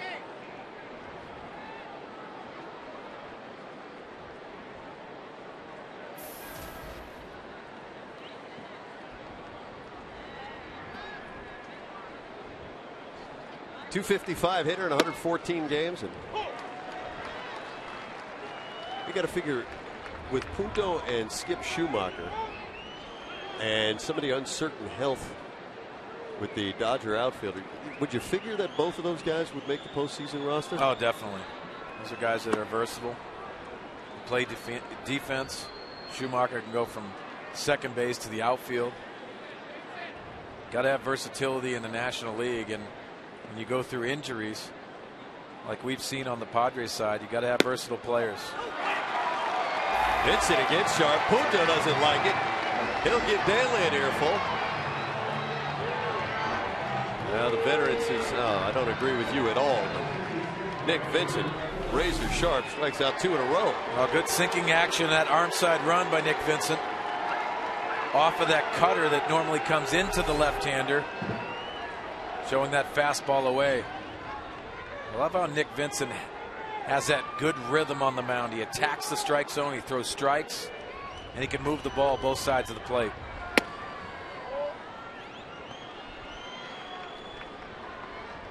You know, yesterday we heard Houston Street say that when he talks to the younger players, he tells them it's just like playing in your own backyard again. And you got to dance with who brung you, basically. And for Vincent, he says that's just being a bulldog and going right at guys. Yeah, there's Houston Street. But this is a different backyard game when you have Yasiel Puig in the batter's box.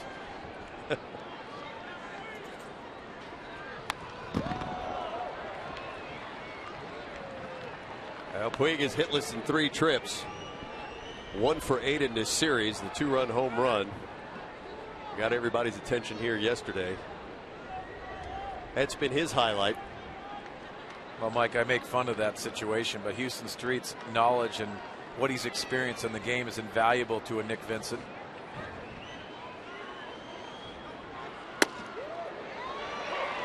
As he pours in that 4-seam fastball on the outer edge. Our Fox Tracks of Southland technology. You've got to be able to throw strikes. You've got to be aggressive. And that's what Houston Street preaches. It makes a guy like Nick Vincent better. Well, that guy just struck out the side. The Dodgers in Federovic, Punto, and then Puig go down, and Vincent leaves a mark. The Padres trail by 1.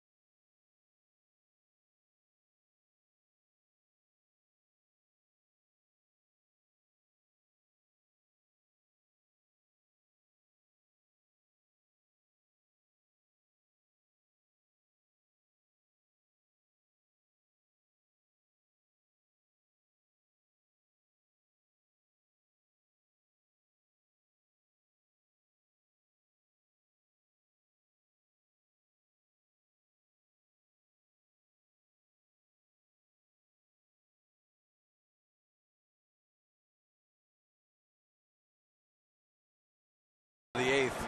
Don't miss Padres Shirts Off Their Backs, presented by Saquon. Purchase a $1 scratch-off ticket at your next Padres game for your chance to win a jersey from a Padres player or coach on Thursday, September 26th. Proceeds will benefit the Padres Foundation. That is one of the coolest promos. A chance to get the jerseys, talk to the guys. Players get to say thanks. Organization so appreciative. Well, you're nothing without the fans. Fans give a lot of support. They back you. It's constantly talked about in the locker room too. Here you see Chase Headley on deck. He'll hit in the 9th position. Rene Rivera against Chris Withrow. The Padres had a chance there against Withrow in the 7th. He walked the leadoff man, Will Venable. Will stole second, moved to third on a grounder. Then he walked Tommy Medica, did Withrow, and then got himself out of a jam. So Rene Rivera has himself a hit today. See if he can get something going. But this ball is lifted, and right fielder Puig blocking the sun. Kind of a nonchalant first out.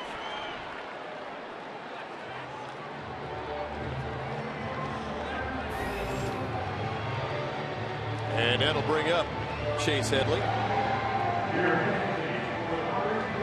As Logan Forsythe had to start at third base, Chase off the bench, so he could generate a little bit of offense.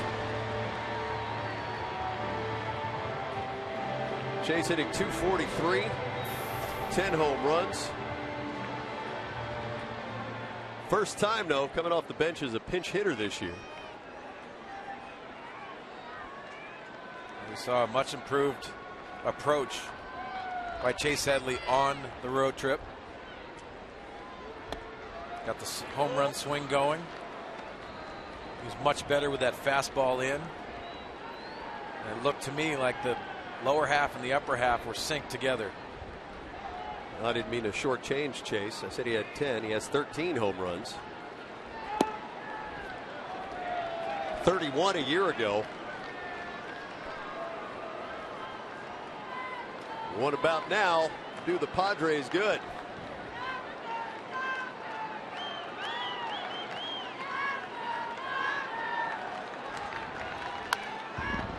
Fouled away. Chase had 3 home runs on that last 10-game road trip.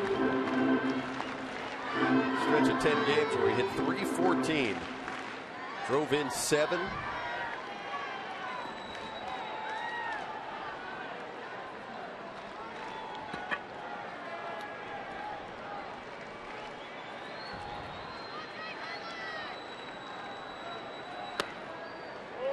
know, Mike, we also talked about and heard Chase Headley making some adjustments with his grip with his bat.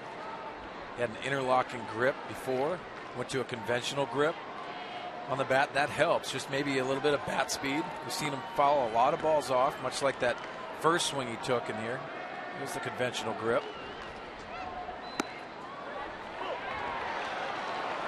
Chase thought that would have been ball 4, but it is now a full count. It's got to be tough on a guy who's had so much success doing it a certain way like Chase had, especially last season, and then have to make these adjustments because kind of against your innate sense that, hey, it worked for me before. Well, I think it becomes more of a mental adjustment than physical. Gonzalez, and then he flips it away, so it looked like a routine out. Chase Headley keeps hustling. Gonzalez can't find the handle, and he flips it past the pitcher, and Headley's aboard.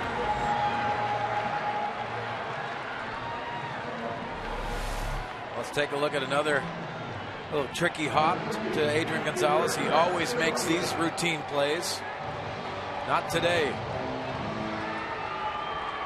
That's Gonzalez's 11th error of the season.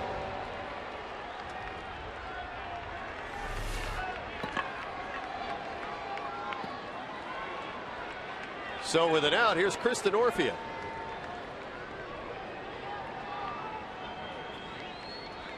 His second at bat today came in taking over for Alexi Amarista.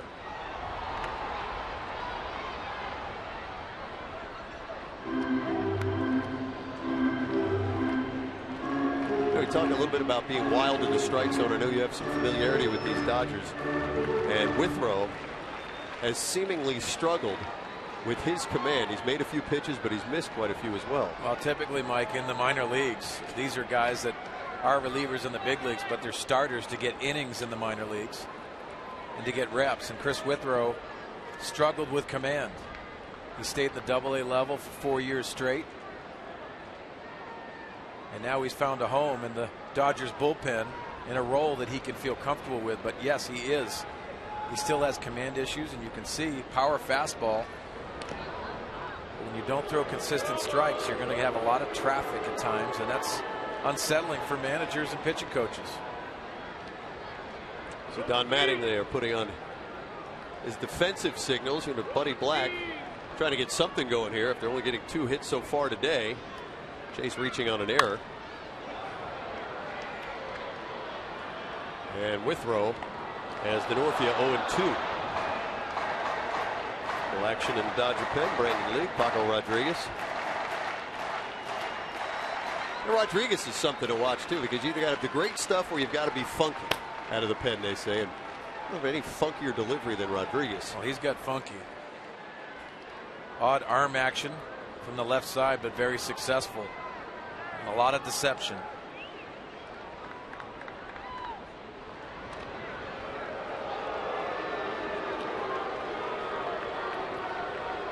You got to keep an eye on Chase Headley because he'll steal a base at the right time. Try to pick a breaking ball. This is a breaking ball count with 2 strikes.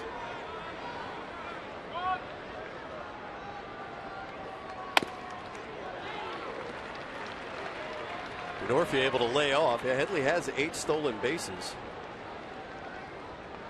Been caught 3 times.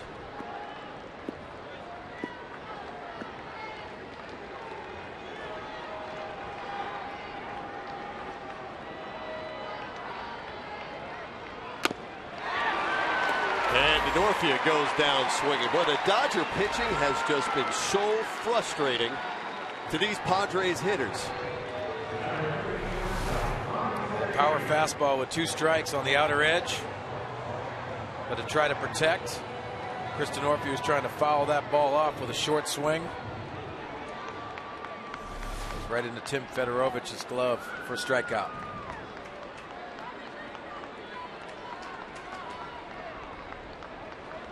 Two outs, Ronnie Cedeno.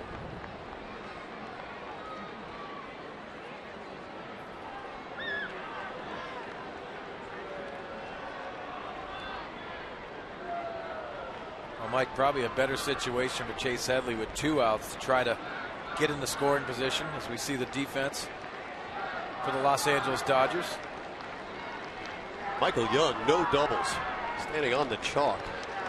Well, from the pull side, I don't mind that. There's a double into the left field corner. Will probably score Chase Headley.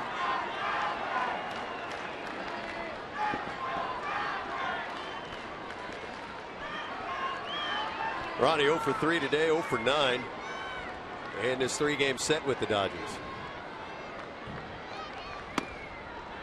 Well, that's that backup slider. I think that's one of the toughest pitches to hit because you think the break is going to take it away from you as a right-handed hitter. Actually backs up and comes into you. They never teach you how to throw that one in the minors. No, it's actually overthrowing it, I'm sure. But a very successful pitch in the big leagues usually. I mastered the hanging slider. Well, I had that one down. And I mastered making outs against the backup slider. That's why we're here. Oh, buddy, you're 14 years in the big leagues. You turned around a few of those hanging pitches. Good job, Fedorovich, keeping it in front of him. I think the broken bat singles kept me in the game. Love the humility. We know the truth. We've seen the stats. Second most pinch hits all time. Most pinch hit RBIs all time. And now he wears more makeup than anybody in baseball. It's the toughest part of my day.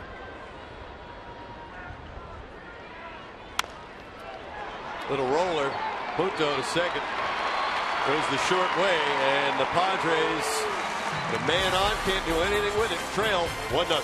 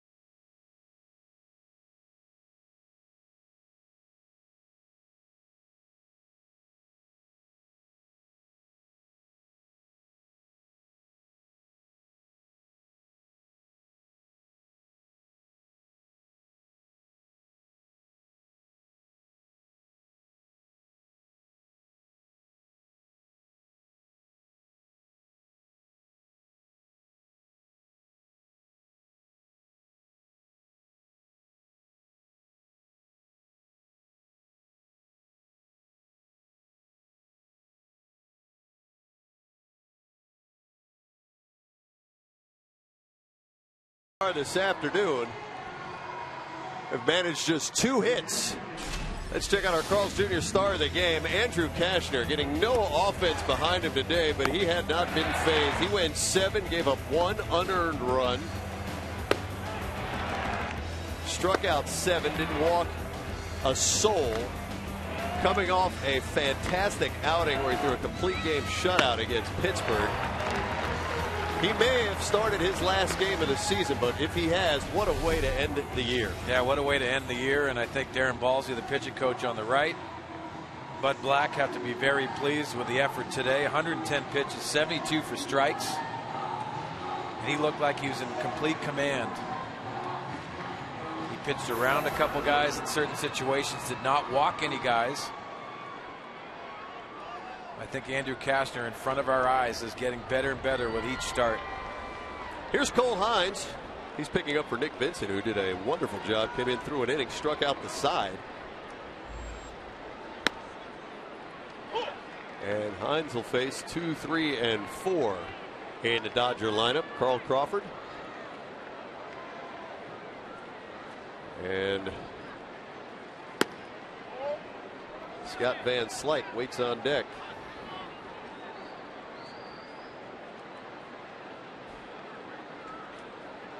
Van Slyke, one of those guys on the bubble as the Dodgers prepare for the postseason. He's up and down 5 times, big club. Well, son of Andy Van Slyke. He has the bloodlines, the baseball players. Come up with some big hits for the Dodgers this year.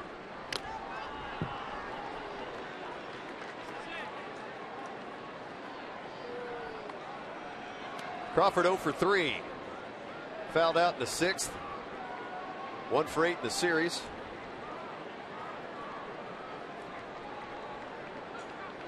Hines faced the hitter on Wednesday against Pittsburgh. Struck out Pedro Alvarez. And he gets Crawford here to lead off the night.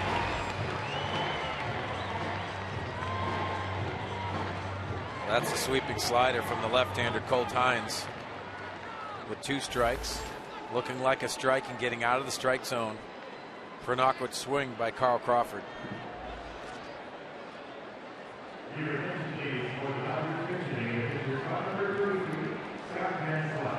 So Buddy's going to go to the pen as young Colt Hines comes in, does what he's asked to do. That's 2 straight outings where the left-handed specialist come in, does his job.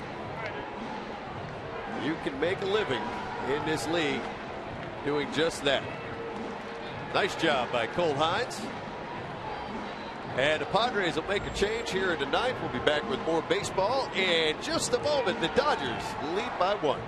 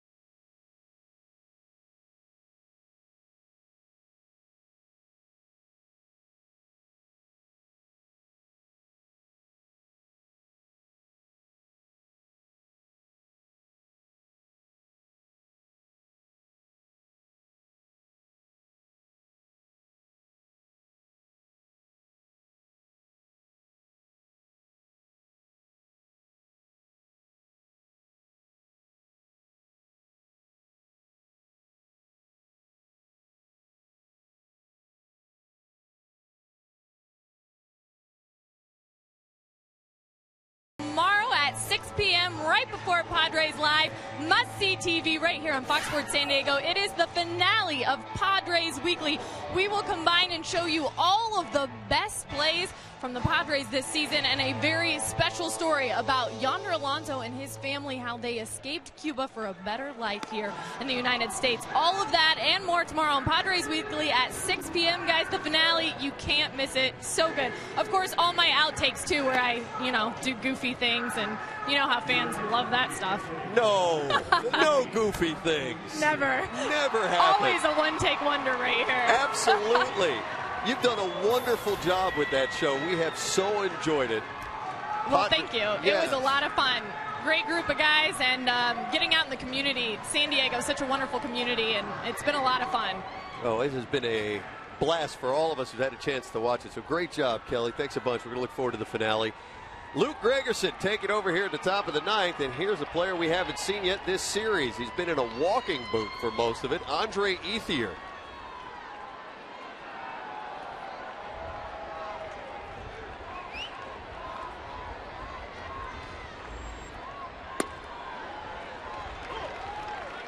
Ethier 1 for 7 as a pinch hitter. Well, this is a good matchup right here. Luke Gregerson with that power slider, good sinking fastball and a changeup. Well, that's not a good sign if you're Don Mattingly, seeing Andre Ethier take an awkward swing and fall over towards the plate.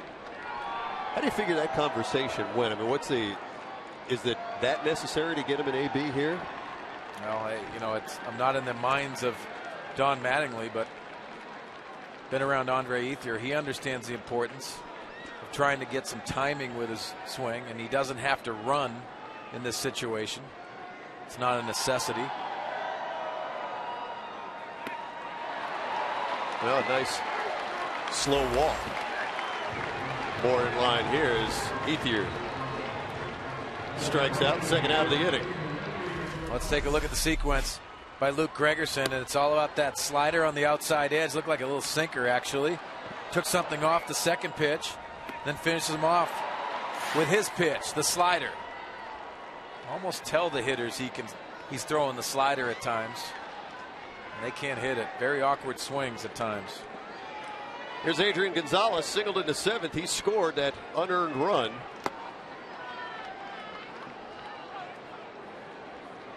With 2 outs, Michael Young doubled and an error, and that scored Gonzalez. See the shift, Mike? 3 guys on the right side. Luke Gregerson likes that slider down and in. We saw the same shift last night, and Gonzalez beat it. He hit that little dribbler between Jerko and Cedeno. Yeah, Jerko went right, Cedeno went left, and then they stopped.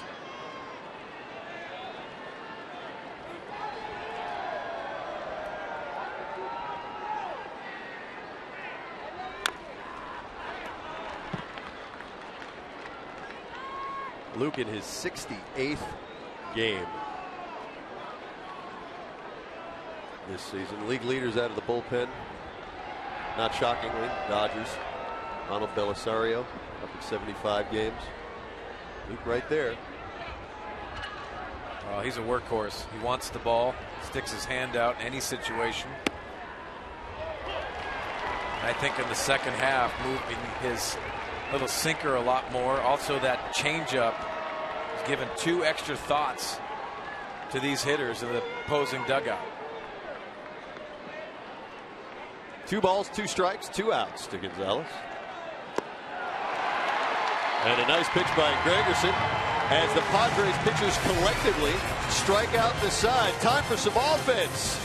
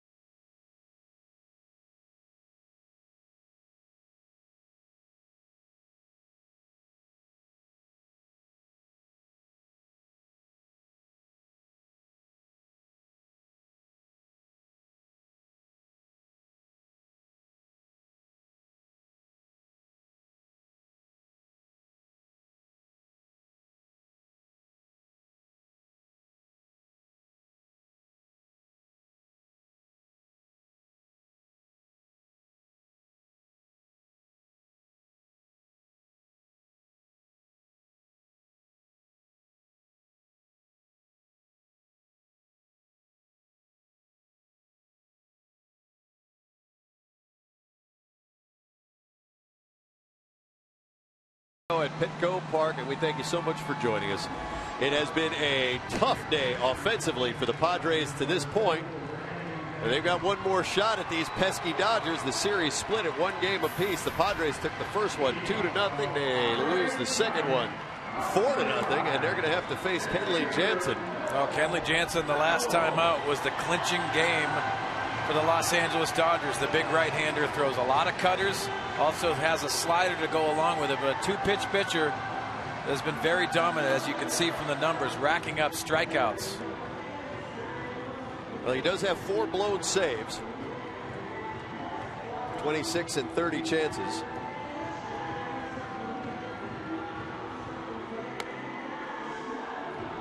So we'll see if the Dancing Friar faithful can push the Padres over the precipice and onto home plate.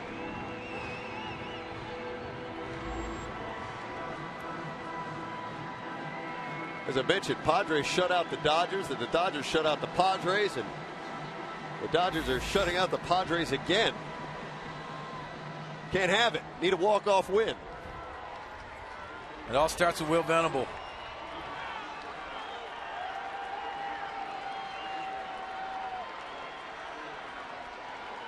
Will be followed by Jed Jerko, and then Tommy Medica. Unless Buddy Black makes a change.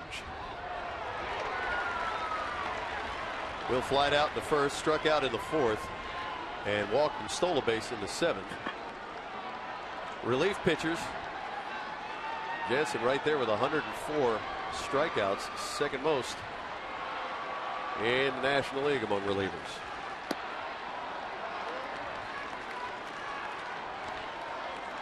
See Will Venable, the first 2 pitches showing bunt. That moves the infielders in, keeps them aware. Young, Punto, Schumacher, and Gonzalez, the Dodger infield.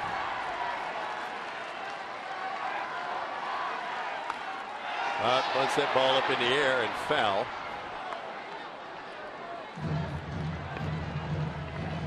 Don't forget, coming up after the final out, Padres Live, the postgame show with Laura McKeeman and Mark Loretta. Andrew Kashner, deserving of a lot of attention in the postgame show. You got to stick around and hear all about that. Our instructional with Lowe. Got a score from third base. You'll hear from Buddy Black. And they'll take it to the Bronx as Yankees fans say goodbye to a legend. All that coming up after the final out, which we hope will be a come from behind win.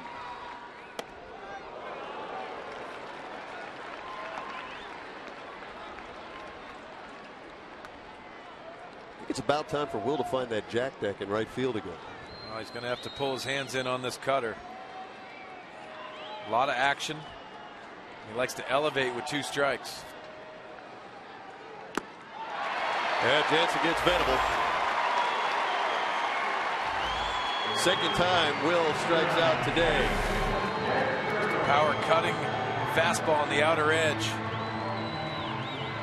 Get to 2 strikes. We talked about the Kenley Jansen racking up strikeouts. It's a finished pitch, and also having the hitters deal with shadows all day long at the end of the game.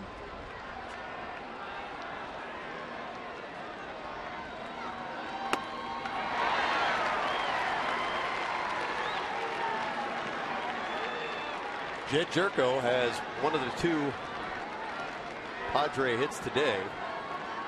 Rene Rivera with the other. Jed with a single in the second.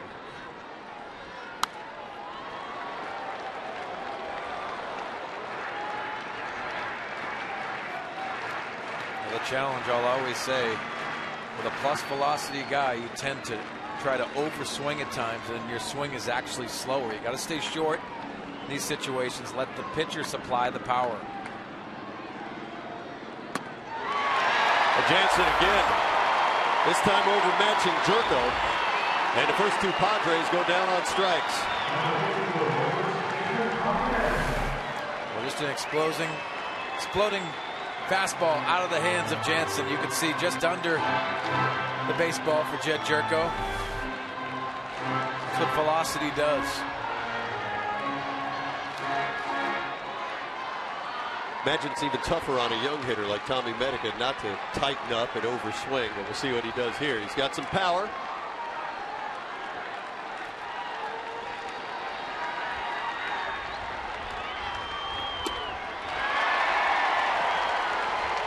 Jansen just raring back and firing.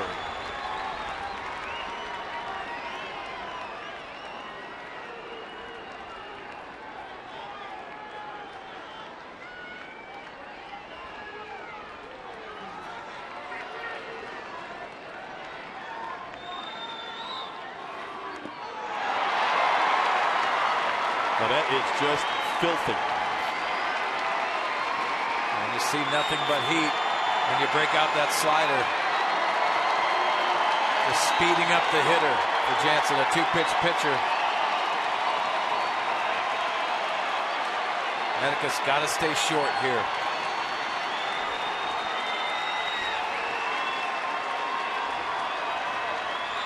Oh, 2 on the way. And Jansen strikes out the side. Venable, Jerko, Medica picks up his 27th save. Padres Live coming up next. Let's check in with Laura McKeeman to find out what's on tap. Laura?